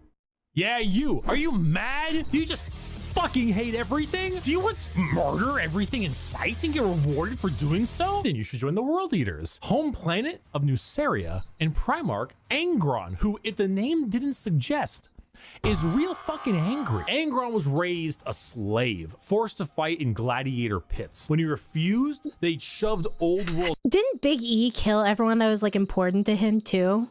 And he was like, yeah, I'm just gonna scoop you on up out of here. And then took him. But also he didn't communicate super great either? Or am I thinking of the wrong one? Tech into his brain. His dog so have died? you ever felt... I've never hated the Emperor more than I have in this moment. Any emotion other than anger, it caused him extreme pain. All his sons, wanting to be like their dad, also put a I'm going version to chaos of these right nails now, in guys. their brain. So now you have an I'm entire sorry, I'm legion chaos faction who now. literally feel unimaginable pain if they are feeling any emotion other than anger. Slap them with a freight. If these Chaos Space Marines could have a period and experience PMS, can you imagine how much more powerful they would become during this period? Pun intended. Train of armor, 2 goddamn chainsaw axes, and you can see what's gonna happen. It's no wonder they're corrupted by Khorne. They're honestly a surprisingly sad legion like that Khorne. I actually screwed up in assuming that they were all just angry murderers. I mean, they are. But they didn't start out that way. Their Khorne corruption degraded their intelligence, their free will, and made powerful warriors into arguably even more powerful warriors, but blunt, like frothing at the mouth psycho warriors. The World Eaters, like I mentioned in the Space Wolves, they wear their concept on their sleeve. They are angry, they want to kill things, they want to kill you, and maybe some of their friends, and that's the faction. They're red, they're mad, they're gonna run at you and cause death. If you like that, you play the World Eaters. Or you like it because they were, you know, at one point a lot better than that. Most of Warhammer was a lot better than that. I was once a lot better than that. That was when I was in college. I didn't finish college, and neither did Angron. Hail, Caesar. You can't have my sunrise. I'll cut your balls off. The Ultramarines. Allegiance, Loyalists. Primarch. Okay, hold on. Wasn't there like unless I'm misremembering, because I feel like someone said, or like a couple people said, that technically there was a way for Angron to have saved his people, but maybe I'm mistaken. Biggie did it to teach Angron the lesson of what happens when you say no to him. Unlucky. Been there before. The really sad thing is that's implied that Angron's specialty was supposed to be empathy, and when he got the butcher's nails implanted in him, and that all went out the window. Was that the stuff in, where was it? This stuff here? Or is that just him being angry? Oh. So the Emperor did it on purpose. There are a few different interpretations about why the Emperor did what he did. However, the truth will be a mystery forever. That's not? Is this just a random world eater? I can't tell. I actually don't know what he looks like. Oh. There we go. That's what he looks like. No, man. There you go. There's so many different art variations. I'm like, is that what happened to him later or something? A grid revolted against his master with his slave gang, asked Big E to help. Big E teleported him and left his gang behind. Ah. Oh, Angron. Sorry, I had to like auto translate that. Oh, it's the stuff that looks like dreadlocks. I'm not gonna lie. When I see this, do you guys know what I think of? You'll never be able to guess what I think of when I see this. Actually, you probably will. Hold on. It's possible you'll be able to guess what I'm thinking of. It's not the same. It is not the same, right? No. Hold on. Hold the door. Hold the door.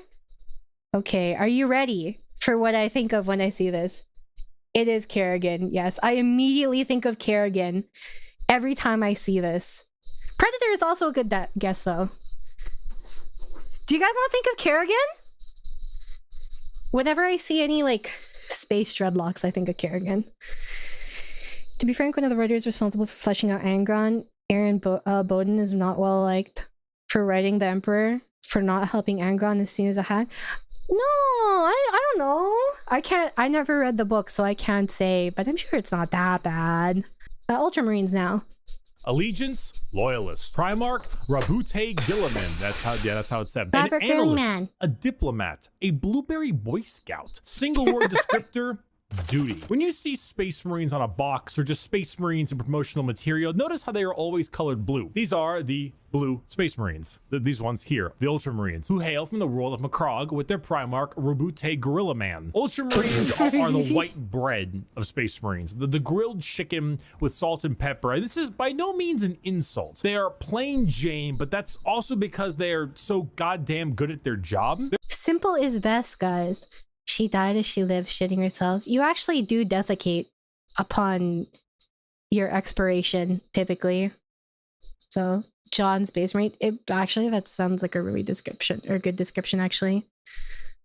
Their skill for warfare is paramount, but so is their ability for leadership. Gilliman for a while was a damn boring Primarch for all the reasons he was great, because no matter how hard you try, you don't win a war without logistics, without supply lines, without trade routes, without infrastructure and economy. You don't win anything without all that stuff, and Gilliman knows it. Actually, if you're new here, hi, welcome, but Ultramarines are actually one of my favorite. I like the Ultramarines, I like Admex, I like the Inquisition, I like the Sisters of Battle. You could call me basic, but I really like the Ultramarines. Largely because I like fucking, what's his name? My boy who was done dirty.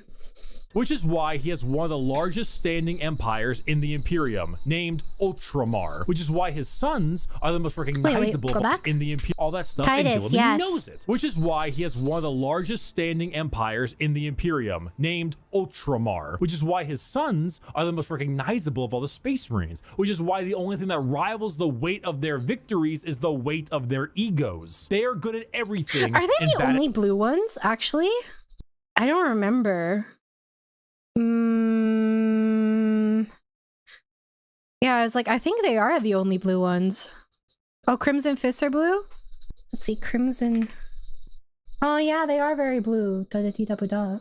Nothing. They are great at everything. Other legions can do other things better than them, but they are good at everything. The most interesting thing about the Ultramarines is their characters, as they are all now inflicted with various amounts of ultra depression for many reasons. Gilliman is, at the time of recording, the only playable Primarch currently on the tabletop, and the only one that has returned to the 41st millennium for the Loyalist side. He took one look at what his empires become and immediately wanted to fucking die. Being forced to lead everything he once hated. An Imperium rocked him to... I'm I'm sorry. That's just so fucking funny. Along with this face. My face when I look at chat and realize this is what I have to corral.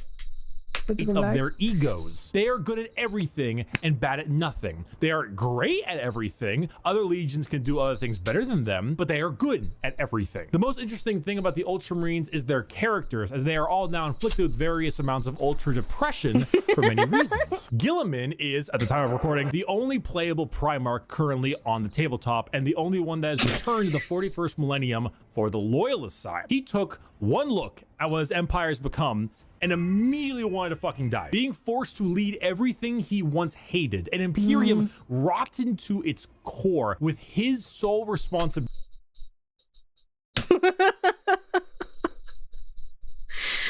So when did he come back? Or did he say come back? I know he said he's the only playable one. Stuff, and Gilliman knows and boring Primarch for all the reasons he was great, because no matter how hard you try, you don't which is why he has one of the largest standing empires. Oh, and Cadia was like that fortress that was right near the biggest like tear in the rift, right? And that Cadia fell during, I think during the Horus Heresy, and that was like a key, I guess, strategy point or hub, I guess. He was raised from stasis and then Liam was awoken. Oh, why do you say actually really smart? I am really smart. Oh, okay.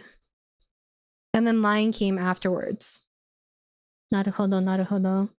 No. I mean, like, I thought that it was one of the Chaos, Chaos Marines that really made sure to take down Cadia, though, because it was supposed to be like the first line of defense around that rift. And then they were working on like a super secret weapon in it, and it was like the only one of that, like, its kind, and they needed it for something. What did they need it for? I think it was supposed to be something for either rift traversal or anti-chaos. I don't remember what it was. Remind me, chat. It was Abaddon that broke Cadia and 40k during his 13th crusade. Yeah, no, but I want to know what the special thing that they were making on it was. The black pylons, that's what they were called? Oh, Blackstone, like the thing in Mars. Don't they have like Blackstone tunes or something? Or maybe I'm thinking of something else. They were already there. Oh, so it was Necron technology. Yeah, see, I pay attention, chat. I think we learned about this in the Trazen video too. Cadia's existence kept the universe in one piece, and now is in two. What were the other consequences for that? Because obviously it was a huge, what do you call it? Huge loss, right? The Eye Terror is where the Eldar homeworld was. Necrons used Cadia as a front against them. And it was, I remember wondering why it was there. But then you guys said it was strategic because it was there. I didn't realize it was kind of like built in. The galaxy got split in half. Did it really? I don't remember this part. Oh, no, I knew that part, actually. But I don't think I heard it described as it tearing the galaxy in half. Oh! Half the galaxy has a giant space lighthouse, the other half doesn't. And that's talking about the North Star that the Emperor powers, right? On the throne? The Cicatrix Maledictum. Massive warp rift bisecting the Milky Way. So, does that mean that because the Eye of Terror opened up there and then Cadia fell? Well, I guess Cadia falling is irrelevant to this part, but like the North Star can't go past that because it's like a chaos distortion around the area and it's so large that just everything behind it can't get the signal / light, quote unquote. Oh, I see. Okay. That makes sense.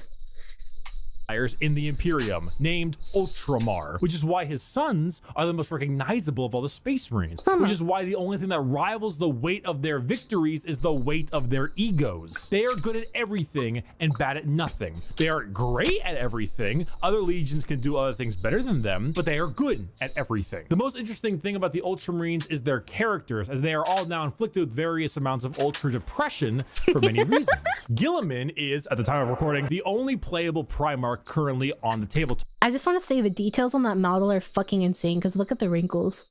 top and the only one that has returned to the 41st millennium for the loyalist side. He took one look at what his empire has become and immediately wanted to fucking die. Being forced to lead everything he once hated, an Imperium rotten to its core with... What does he specifically mean when he says everything he once hated? Also, what do you call it? Oh, right.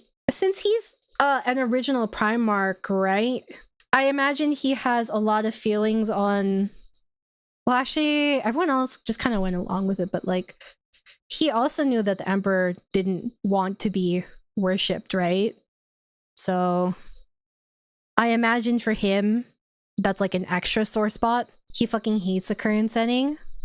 Let's get him some Wellbutrin, guys. We can fix him. We just need like 10,000 times the dosage. Actually, because the Space Marines have different organs, do any of them ever have medications? If you have to take medication here, do you just get demoted because you're considered flawed? Or what? Like, what if you're a Space Marine with ADHD? Yeah, I was like, I don't think it'd go well, right? Kirk, didn't you realize how important the church is to keep the Imperium running and hates he has to go along with their BS to keep from losing everything? That makes sense. He's like a noble warrior forced to play politician. The worst. Some of the higher-ups are even calling him a heretic as they feel threatened by him and thinking he will take away their power. I mean, to stay useful and he won't do it. The opposite? That doesn't sound right. Possibly, but on the other hand, they have drugs for basically everything in 40k. Yeah, but that's different for like having to take drugs for a health condition, you know? Yeah, but just because you're a natural politician doesn't mean you want to play like politics with people, especially people you don't like. Funny thing is, he's always getting his butt beat in battles, but that's because he knows that certain enemies will wipe out his men, so he becomes a punching bag in order to save everyone. Aww, it's about efficiency. If Amaya were the Emperor, we'd call her the big EA. Microtransaction now. Microtransaction now. In order to watch the next part of the stream, you need to pay another $5. Want a break from the ads? No, you don't get a break from the ads. Okay, we'll go back. You said EA! I imagine you'd fail becoming a Space Marine if you had to take medication. Yeah, but what if it came afterwards, you know? Is it possible for any of them to get space cancer? Like, if you go into like a very radiated part of space, would you get cancer as a Space Marine?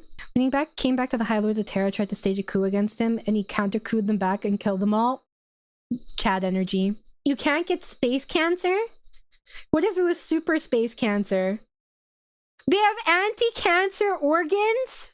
Someone trusted you with money? Well, at least you made the right choice to give it to me. Remove ads, please, and logs if he comes back. I think we should just ban him for a day. You just shoot on sight. Oh, but if he comes back, then it's more fun to shoot him. Insta timeout for one day. If he comes back. Thank you very much, Aki. This is what gets the most money on this channel. Paying to kill logs. So, are the lords that are currently in power, were they lords that he was like, they were the secondary ones in command, and then he's like, okay, well, I killed the other ones, you guys do this now. Is that how it went? Or what? Some of the lords sided with him. Oh, okay, the smarter ones. Not the stupido ones. I see. And it says space cancer, you need to toss a marine into the warp. I wonder what it'd be like to just get tossed there and you miraculously survive and you come out one day. Do Space Marines need to eat? I imagine they probably eat like 3 to 4 times the amount a normal man would. Actually, probably more like 5, right? The lords before were bureaucrats. The new lords are people of action. Oh, very little, but they can eat anything. They have 2 stomachs. The High Lords of Terra were in control before he came back, and when he did, he just told them to piss off or face exterminators. That's funny as fuck. Calorie paste. Where do they keep it? Do they ever have to change their underwear? Where would they keep their spare undies? Do they wear underwear? I'm wondering because I was watching a Night is Short Walk On Girl and he didn't change his underwear for 6 months. They eat way less than normal humans. They have hyper efficient digestion so they can survive on dirt and trees. Oh, so they super extract any nutrients, right? So they don't wear anything under their armor. That seems uncomfortable. Roman cloth robe underwear type thing. Naked Space Marine. Oh yeah, it is like that. What the? I wanted to see because that seems uncomfortable. So what instances would they change out of their armor? Do they even get to? I imagine they can never be seen outside of their armor in public, just symbolically. At least if I was a Space Marine, I would never want to be seen outside of my armor elsewhere. The underlayer of the armor is under their skin, then connects directly to the padding of the armor. I do see that they have some sort of, they have like these thingies, like, I don't know what these would be called, but like little plug thingies on their body. Oh, at home. Okay, you may think that these are weird questions, but I just imagine what their life must be like outside of other things, because it's not like this is all they're doing 24/7. Oh yes, the injection ports. I think that's what they are, Eric. Oh, they can be seen without it. Really? I would think that that's kind of like, almost like a show of weakness. Here's a real quick GameWorkshop short about armoring a Space Marine. You might enjoy it. Oh, please link to me if you're curious. And oh, that's the same one, right? They likely read, maintain their armor, and practice when off duty. I imagine they read a lot of scriptures. Yeah, I personally like learning about all the other things too, because to me, when a universe is alive, right, that means that there are a lot of other things that are going on. It's not just this moment of their life that exists. You know what I mean? Does this make any sense? Like, for a world that's truly alive with a lot of world building, there's going to be routines, there's going to be things that they do. They're going to have their own little, I guess, details that make them unique. It's like when you're watching an anime, right? And in the anime opening or ending, usually the ending, sometimes it'll be like a montage of every character in their own room as they're getting ready for bed or something, you know, or like their daily life. It's like these little details that really solidify that something exists in a lot more than just a singular capacity, if that makes sense. I don't know if you guys feel that way, but for me, that's a lot of what makes something feel alive. That these little details exist, you know?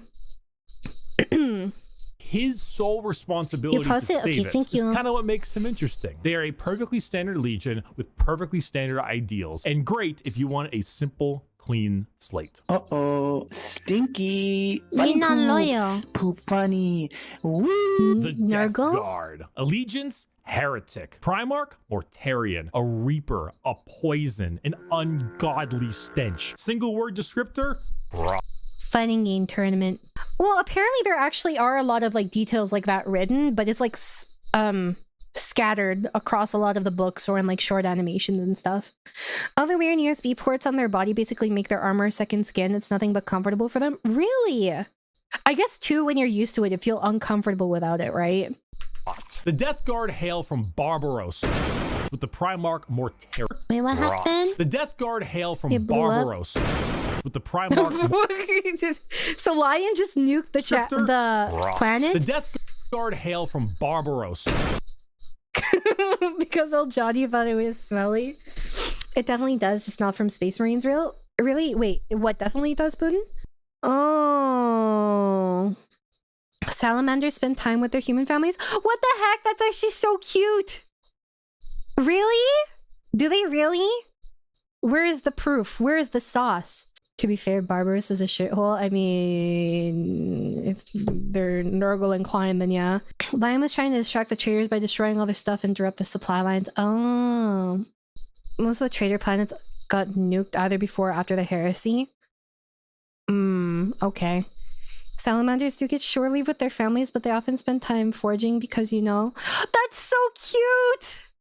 Aww. With the Primarch Mortarian. The 14th Legion were known for their incredible resilience to damage. That's a lot of damage. Where the Imperial Fists were defensive thanks to tactics and posturing, the Death Guard were resilient because they could take a punch or a gut shot or a cannon to the chest and just keep on moving. They are slow, yet they are resistant, which was only confounded as a Death Guard captain Typhus, codename Dickhead, sold them out to Nurgle, god of rot and decay. Now, the Dementant, which was only confounded and just keep on moving. They are slow, yet they are resistant, which was only confounded as a Death Guard captain. Typhus, codename Dickhead, sold them out to Nurgle, god of rot and decay. Now, the Death Guard are a Nurgle-worshipping infected legion whose ability to feel pain and take damage has all but just gone away. They wade through gunfire, able to kill normal Marines 10 times over and continue unharmed, all while spreading rot and disease in the name of their dark, very stinky master. Where the Death Guard enter, plague spreads. People get sick and they die. They spread debilitating disease to all around. He took their fleet into Nurgle's garden. What was he offered for doing that? Was he like corrupted by chaos and that's what pushed him, or was he just like a douche? It seems like he was just a douche. Physically convinced them all to kill their navigators and then got Nurgle to give them a plague that would hurt but not kill them. And then the Mortarion sold out to Nurgle to save his sons. Typhus killed all the navigators and their flames and said, "Trust me, bro, I can guess the Terra." Typhus basically arranged for the Legion to be ambushed by Nurgle demons in the warp and had them surrender to ease their suffering. Oh. Wait, so is Typhus some Mortarion? Or... no, Mortarion's a separate person, right? Is that money for me? He was gifted BEEs. Thank you. I don't get it. Typhus is Mortarion's first captain. Oh. Mortarion was the Primarch of the Death Guard? Question mark? So, let me get this straight. Typhus want power. Mortarion, Primarch. Typhus captain. His second in command, basically. Typhus want power, so he make deal with Nurgle. I bait you all here. And then Mortarion care about his legion.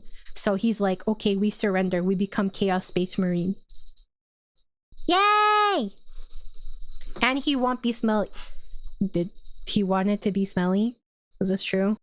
Mortarion was racist towards Typhus. How is he racist towards him? Weren't they the same species? Typhus didn't want power. He just did as an act of worship to Nurgle. Why would you pick that of all things? Typhus is a psyker. Mortarion hated psychers. Oh yeah, I guess not every Space Marine is a psyker unless you're like a Grey Knight.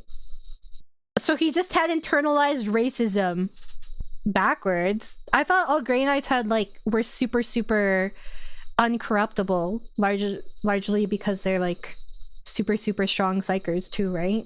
Yeah, it was definitely externalized. Why would a legion need to be anything more than very tanky when their enemies are falling over, puking, firing out of both ends, and having their skin peel off just by their presence? Entire worlds infested with a zombie rot, swarms of insects that eat flesh and metal alike, all while the legion advances slowly, painfully, allowing the disease they spread to take its toll before they reap the lives they believe belong an unbridled to them. rage. And look at Mortarion's model, dude. The man is baller as fuck. That is pretty sick. A gigantic moth with a gigantic scythe. Come on now.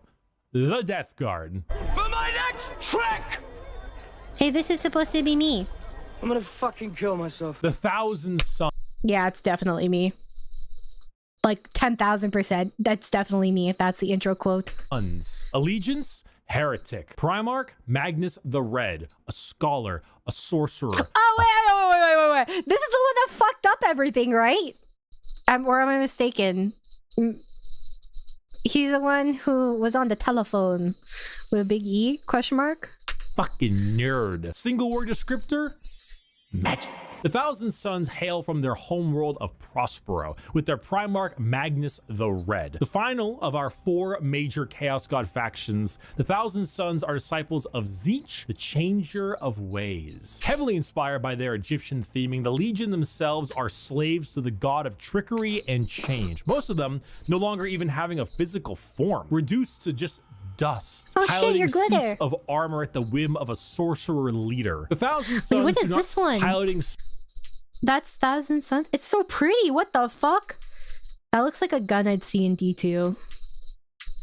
I will say, As someone who used to play Destiny 2 a lot, there are a lot of issues with D2, but gun designs were not the issue. Rubric Marine? Nani kore? They do look like a pain in the ass to paint. Which, by the way, guys, if I was gonna get my nails done, right, so I could do a hand cam stream, so I could paint stuff, what kind of design do you think I should get? I was supposed to go with my sister today, but I did not. I will not use this wisely. Those mosquitoes were once beasts of Nurgle, which have the brains of puppies and think everyone is a friend. Then get sad when they crush their friends into paste. Is that true? Is that true, Alexander? That kind of makes me sad. That kind of makes me like the mosquitoes. But I also feel like I'm being manipulated. Also, thank you. That's actually true? Are you guys lying? I can't tell the difference between meme lore and actual lore, so you can't lie. Ruby Marines are the 1,000 Suns who got turned into dust, just got dumped into armor and forced to fight by their wizard commanders. Oh.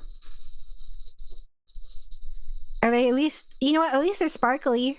So I take it. Suits of armor at the whim of a sorcerer leader. The 1,000 Suns do not deserve their fate. There's a common joke that Magnus did nothing wrong. This is untrue. He has done much wrong. However, he is very sympathetic. Mainly... So when they say he did nothing wrong, they literally mean that nothing was done wrong. And that nothing was the thing he was supposed to do. This is untrue. He has done much wrong. However, he is very sympathetic. Mainly because the Space Wolves and Leman Russ sought to end their rivalry through the annihilation of their legion, escaping only through the assistance of the Change.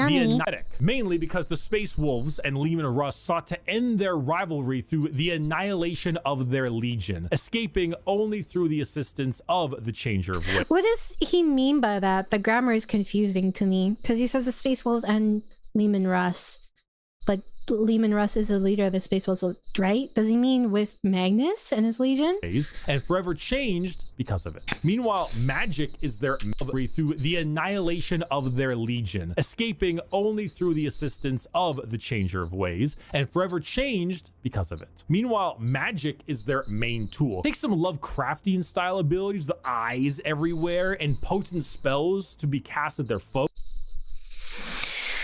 Leman Russ's legion is the Space Wolves and the head beef of the 1,000 Suns. Oh, okay, so it was between those two. Emperor ordered Leman and Space Wolves to arrest Magnus and bring him to the Emperor. Horus told Leman to kill Magnus and the 1,000 Suns. Why? Cause he fuck up? Or... Wait, it's important what time he told him to kill Magnus and the 1,000 Suns. The telephone call? Okay. This is before Horus knew. Oh, before Leman knew that Horus was betrayed. Oh, betrayed. Oh, I see. Okay, so he was trying to manipulate him out. I'm not gonna lie. I've tried to understand what happened with his phone call a million times, but it still confuses me. I still don't get it. You guys tried, but it did not click for me for some reason. And Magnus spent most of the battle waiting to be arrested because of how guilty he felt, then stormed out because his sons were getting slaughtered. Oh. After the phone call, I assume. Horus wanted to push the 1,000 Suns to chaos and give the Space Wolves something to do to keep them busy. Oh, I see. So he wasn't actually necessarily intending for 1,000 Suns to die, but to push them to the edge, basically. And if he died, then it's not the worst thing in the world. Where these are bolts of psychic lightning, reversing time itself, opening up portals to unreality, or changing the very fabric of the universe. The 1,000 Suns sorcery knows no bounds, and they are very good at it. If you're a fan of like wizards, your classic style of spellcaster, and you want a ton of them, combined with a tragic backstory and a Primarch who, like Mortarion, looks fucking baller, the 1,000 Suns that is a really beautiful design. Those wings are stunning. They're like stunning.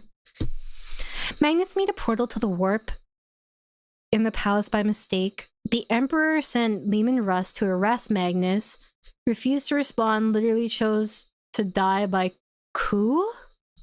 The phone call broke a hole in the human webway on Terra, making a hole for demons to pour out and ruining the webway project. Oh!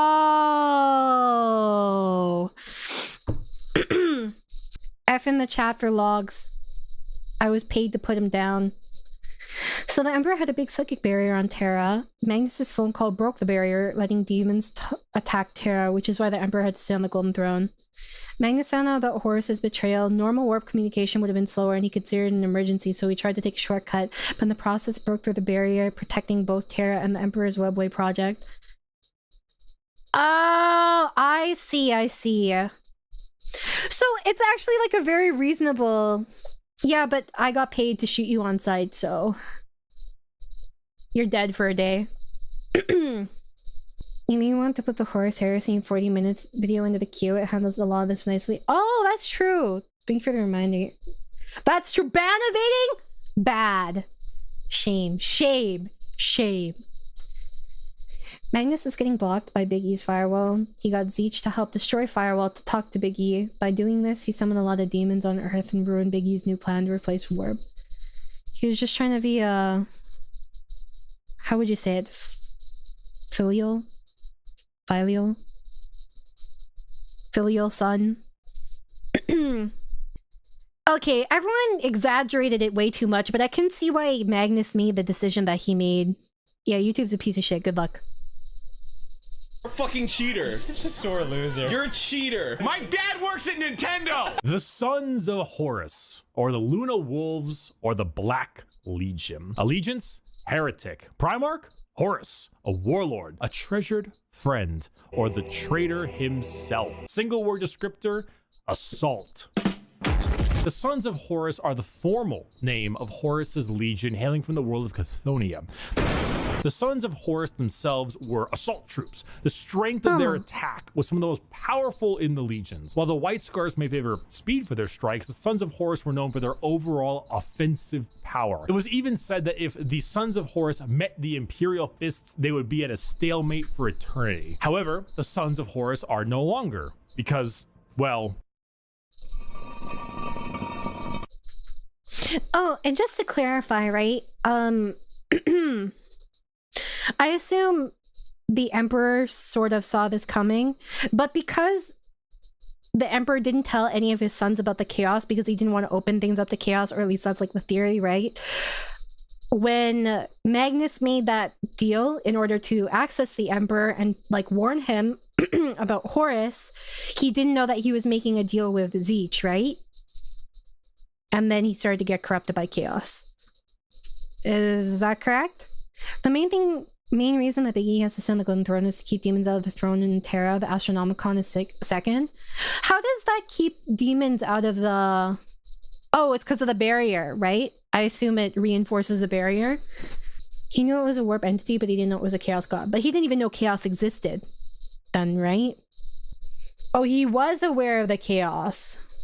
How did he learn about the chaos? Because the Emperor specifically didn't mention anything about it, right? Magnus did not know about chaos.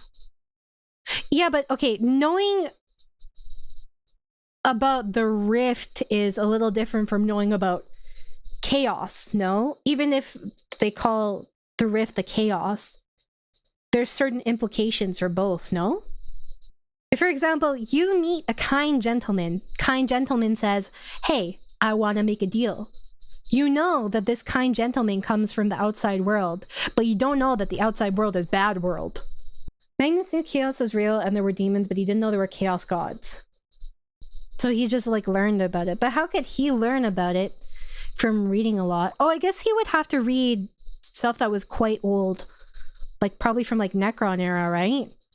Magnus thought that with enough knowledge, chaos could be conquered like the material world with science. Amaya's like Magnus? Why? How? Yeah, well, I mean, that's the thing though. There's like a certain level of naivete, you know? Cultists they come across on planets crusading. Oh!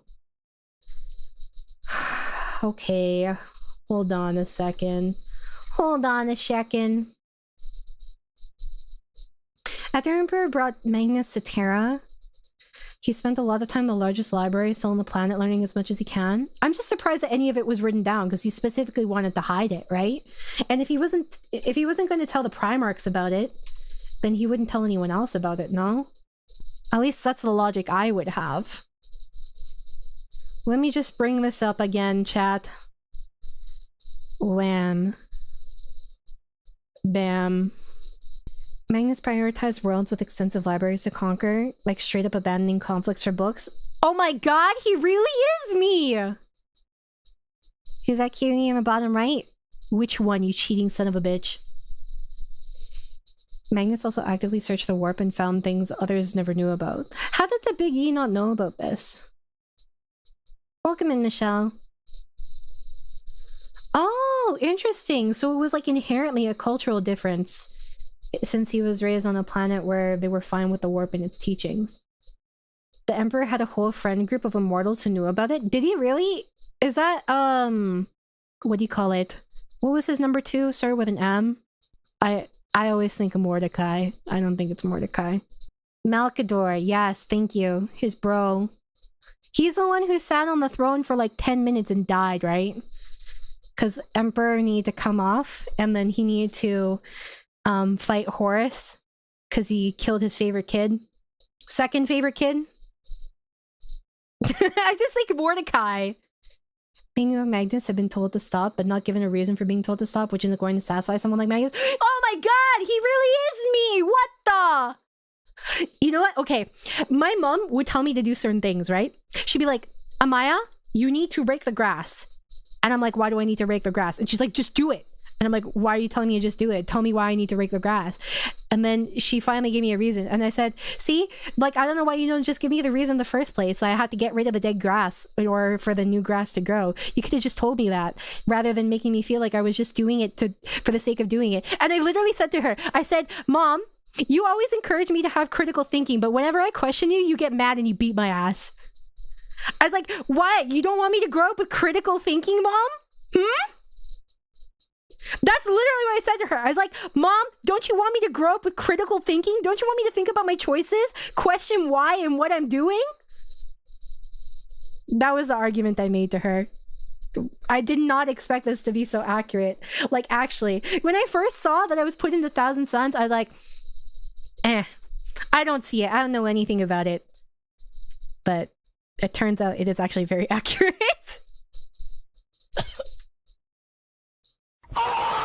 They are now instead the Black Legion, led by Abaddon the Despoiler, who claims to succeed where his father failed. The Black Legion are still an offensive and assault-based force, but they act much like the Ultramarines, but for chaos. Your standard black and brass Space Marine, who are known for...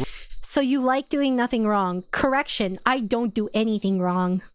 Recruiting in all different kinds of avenues. Anyone can become a member of the Black Legion. Anyone can swear allegiance to the War Master. You gain favored by not just one, but all 4 gods equally. Their famous line, "Let the galaxy burn," is the best way to describe them. It doesn't matter what the outcome is. So long as the Imperium dies, the Black Legion has done its job. They are a legion formed from hatred and spite, with a clear goal in mind, as the dark gods are calling and the Black Legion are sure to answer. Hello.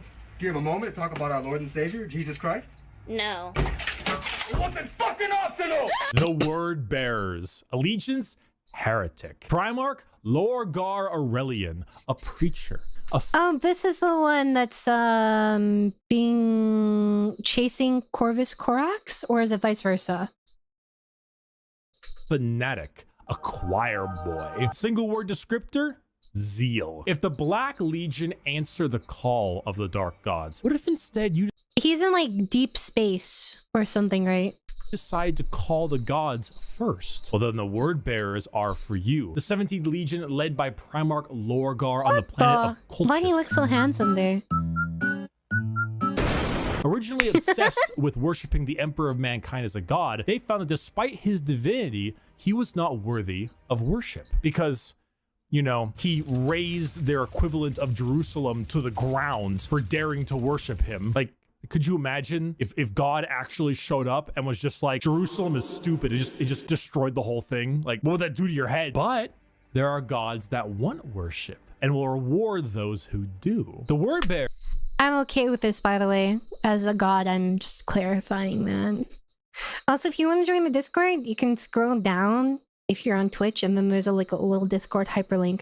Which, by the way, if you're a member and you have not linked your YouTube or your Twitch, you get membership benefits in Discord. Just saying.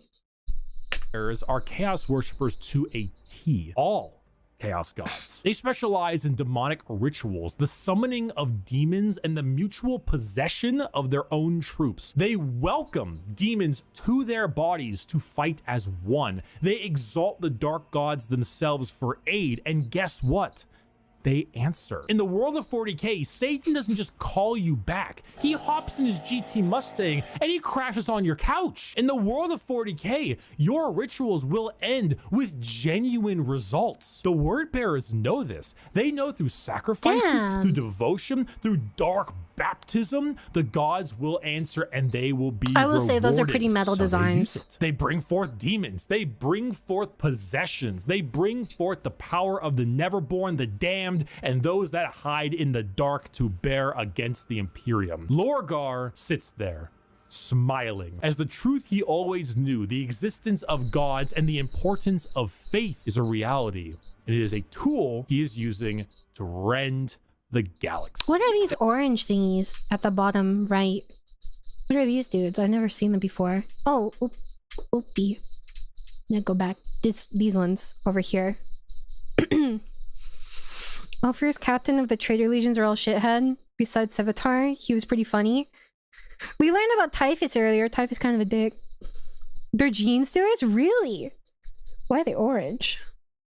How can you tell that they're gene stealers? Is it the backpack? Their armor?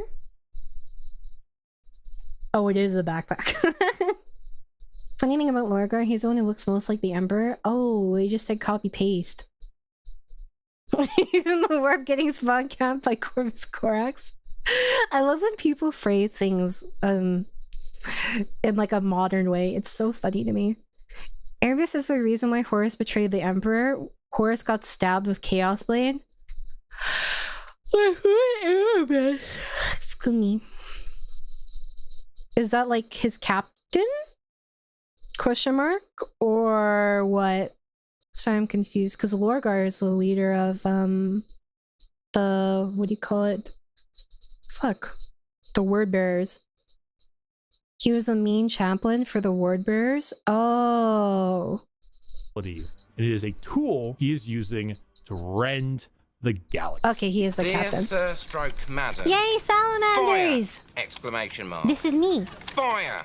Exclamation mark. Help me. The Salamanders. Allegiance, Loyalist. Primarch, Vulcan. A Forge Master. A Behemoth. A very huggy boy. Single word descriptor, fire. The Salamanders hail from Nocturne, a volcanic planet home to their Primarch Vulcan. They are the largest of the Space Marines, not due to numbers, but rather size. Vulcan, he is an enormous slab of beef. They by call me a far size the queen. largest of all the Primarchs. However, don't let his size fool you, as he is also the kindest. Salamanders have the juxtaposition It's because of he has a big looking heart, frightening, too. being larger than other Marines while also boasting an ashy, like coal color skin and blazing red eyes, while simultaneously carrying around all manner of flame weaponry. So your average civilian might be spooked, but in reality, they are by far the kindest of all the legions to those civilians. Vulcan believes that to safeguard the Imperium is to, at the end of the day, safeguard its people. So unlike other legions who put their lives far and above the average human, the Salamanders spend significantly more time trying gonna to get clean save because them, of this Nier often music? taking numerous losses by doing so. They are very independent as well. They're forgers, taking civilians. Vulcan believes that to safeguard the Imperium is to, at the end of the day, safeguard its people. So unlike other legions who put their lives far and above the average human, the Salamanders spend significantly more time trying to save them, often taking numerous losses by doing so. They are very independent as well. They're forgers and blacksmiths, maintaining their own weapons and crafting versions of it. They also have the very rare privilege of being able to see their families even after becoming a Space Marine. They care, which is the funny part, because the 7.5-foot tall giant with flaming red eyes who just reduced a traitor to bubbling metal says, "You have nothing to fear, young citizen. Take my hand." If you enjoy fire, melting things, and being the nicer of the Marine, Imagine you're on some planet, right, near Terra, and your world gets fucked by demons. and then you see a space marine in the distance, and because of like all the flames and the chaos, you can't tell what color they are. And then you think you see salamanders, and you're like, oh my god, I'm saved. No, you see a different space marine chapter. They walk past you. Salamanders are for you. Sneak attack! Saga, sneak attacks don't work if you yell it out loud. The Raven Guard. Allegiance. That's a cool ass mask. Primarch. Corvus Corax. A This raven, is the dude a shadow, chasing an Morgar. industrial dance DJ. Single word descriptor.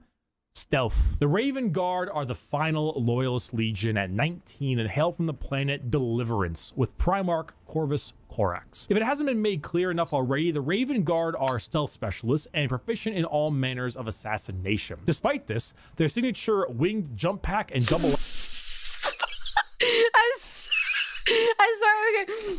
This image is so funny to me because it looks like he's like trying to press the button on his Bluetooth earpiece, and he's like, "Yep. Every time I think of Bluetooth, I just think of like a businessman." Is that money for me? It doesn't even say it. Thanks, Obi. Can you imagine him on the Bluetooth just like angrily cawing because a business deal did not go through? Lightning Claw look is, well, not very stealthy. They are named after, of course, the Raven and embody the entire concept of it as a herald of death. They are stealthy, patient hunters that have no problem. Do they have cloaks? Are those cloaks I see? Immediate bias. I love anything with a cloak. If you couldn't tell, I used to play Hunter. There's an animated series called Pariah's Nexus that has a salamander, and the salamander goes to some kids and takes off his helmet, holds out his hand, and reassures those kids. Oh, that's so cute. What the heck? If you have the cloak, that automatically makes you stealthy. Problem with waiting and waiting and waiting until the moment to strike is at hand. It's not easy being a stealth faction when your stealth involves people in 1 ton of power armor, but they find a way. That, more than anything, should not be used to show how ridiculous 40k is, even though it is, but rather to show how good the Raven Guard are at their jobs. It's not about them sneaking around you without being seen, but it's also about them having lied in wait for so long that it wasn't until they were in striking distance that you even realized they had been there. And also, if you want, you know, edgelord Marines with a long black haircut, pale skin, ravens everywhere, if you want to field assassins and snipers abound, then the Raven Guard are for you. He could be in this very room. He could be you. It could be me. How did the Raven Guard get along with the, what do you call it then? With the Assassinorum? Do you think they bond over like stealth gear? And then the Raven Guard look at it longingly, knowing they can't equip it. Raven Guard chapter master recently got a new model and it's beautiful. Is it? What does it look like? They have Rudolphs. The Raven Guard are a bit nicer. Really? I wonder what influenced them to be more stealthy, actually. Alpha Legion. These are the twinsies, right? What? It was obvious. The Alpha Legion. Allegiance? Heretic. Primarch? Alfarius and Omegon. Saboteurs, destabilizers, they're in your walls. Single word descriptor, espionage. Finally, the 20th Legion, the Alpha Legion, led by Alfarius and Omegon.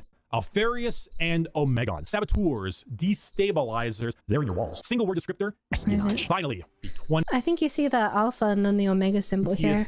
Legion, the Alpha Legion, led by Alfarius and Omegon. Oh, I do see the only theme. Legion to have 2 Primarchs who were split as twins. The Alpha Legion are heretical, we think, and specialize in destabilization of society and armies. Their entire shtick is the Hydra, because when you cut off one head... Does he say we think because they could be playing for the other team, but actually loyalist?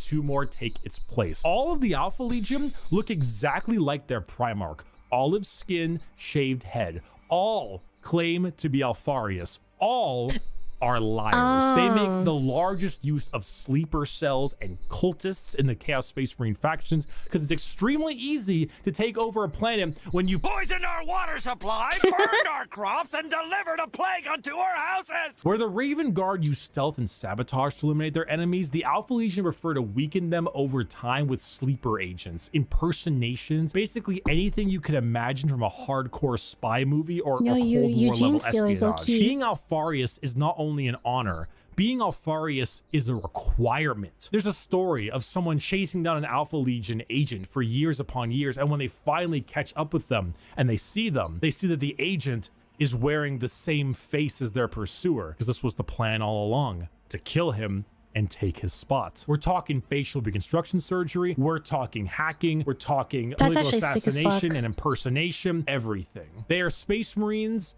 in name only, because being a strong stoic warrior is not what the Alpha Legion is interested in. In fact, the Alpha Legion is interested in you not even knowing that the Alpha Legion is a thing. The Alpha Legion really likes memory editing and implanted trigger commands that bring specific memories back, so they literally don't know until the trigger happens, and another trigger might change the answer again. Okay, maybe this is far-fetched, but is it possible that someone could think they're a different like Space Marine chapter their entire life, and then it turns out that they're actually Alpha Legion? Have there been instances like that? All we know is Alpha Legion's original task was to focus on both internal and external threats to the Imperium. Oh. The first words of Alfarius' book is, "My name is Alfarius is a lie." That checks out for this. What do they do that's so weird? They may have turned because if Horus were to win, he would eventually purge humanity enough that chaos would starve out. And they may have interpreted that as Big E's main goal, maybe. That is an interesting theory. Oh, there was one chapter that had all their recruits brainwashed by Alpha Legion. I'd be pissed. Alfarius is pretending to be Omegon, and Omegon is pretending to be Alfarius. Hold on, guys. Don't worry. We got him right here. We got them. Right here. Don't worry. We got it right here. Fun fact, being an Alpha Legion serf is unironically one of the best jobs a normal human could have. They genuinely treat their people like people. Do they really? This is what I think of. I just think of Hikaru and Kaoru. At this point, you can come up with any theory about Alfarius and has a slight chance to be true. I mean, they do say truth is stranger than fiction for a multitude of reasons. One of them is 100% dead. Yo, but like, what if he's living on through his brother? What happens if you, like, you get memories from flesh, right? And knowledge. In a way, if Alfarius eats Omegon, they kind of still continue to exist. In one of the Alpha Legion books, it's revealed that modern day 40k Alpha Legion Marines don't really know why they fight the Imperium, only that they have to. They're playing for the long haul. There's some more correspondences between Primarch and Oran High School Host Clone. Tamaki makes a good sanguineous. I could see it. Wait a second. Huh? I mean, it keeps going on and on and on. Kyoya's probably girly, man. Oh my god, I could totally see that. Guys, the coincidences. Is it a coincidence? Who knows? There's a theory that Alpha and Omega are the same person, only kept up appearances that there are two. Maybe at some point they just, one of them ate the other twin. And they're like in a backpack organ type thing. Or I guess organ storage, it'd be internal storage. Like a biological SSD. That's actually one of the essential traits of one of the Salamander successor chapters, the Dragon Spear. They eat their dead brothers so that they continue to live on, continue their lives on through them. I'm telling you, cannibalism is the ultimate form of love. Nobody ever listens to me. Alfarius was also the first Primarch that the Emperor found. He was with people trying to overthrow this powerful tyrant, only for it to learn that it was the Emperor and he was still in Terra. Job failed successfully. Yes, you are Alfarius. We are all Alfarius in his Lord's glorious army. Thank you everyone so much for watching this video. I hope you learned. Oh my god, look at that. We got through it in 3 hours. A 40-minute video in 3 hours. This is goals, chat. Be backer. It's not like I wanted to join your heresy anyway. We're on Legion Host Club. Here, I'll say it for you. Baka! It's not like I wanted to join your heresy anyway! Is this how you guys would approach it? If you were being coerced by chaos? Is this how you would do it? I would play hard to get, at least a little bit. It's about my ego. You have to understand. I do have to play hard to get. The harder something is to get, the more people want it. I'd rather be a rebel, non-chaos person if I was choosing. Really? You would rather be cannon fodder, is what I'm hearing. Is that not what you would be? Cannon fodder, effectively? You're cannon fodder either way. Yeah, but I want to be slightly more important cannon fodder.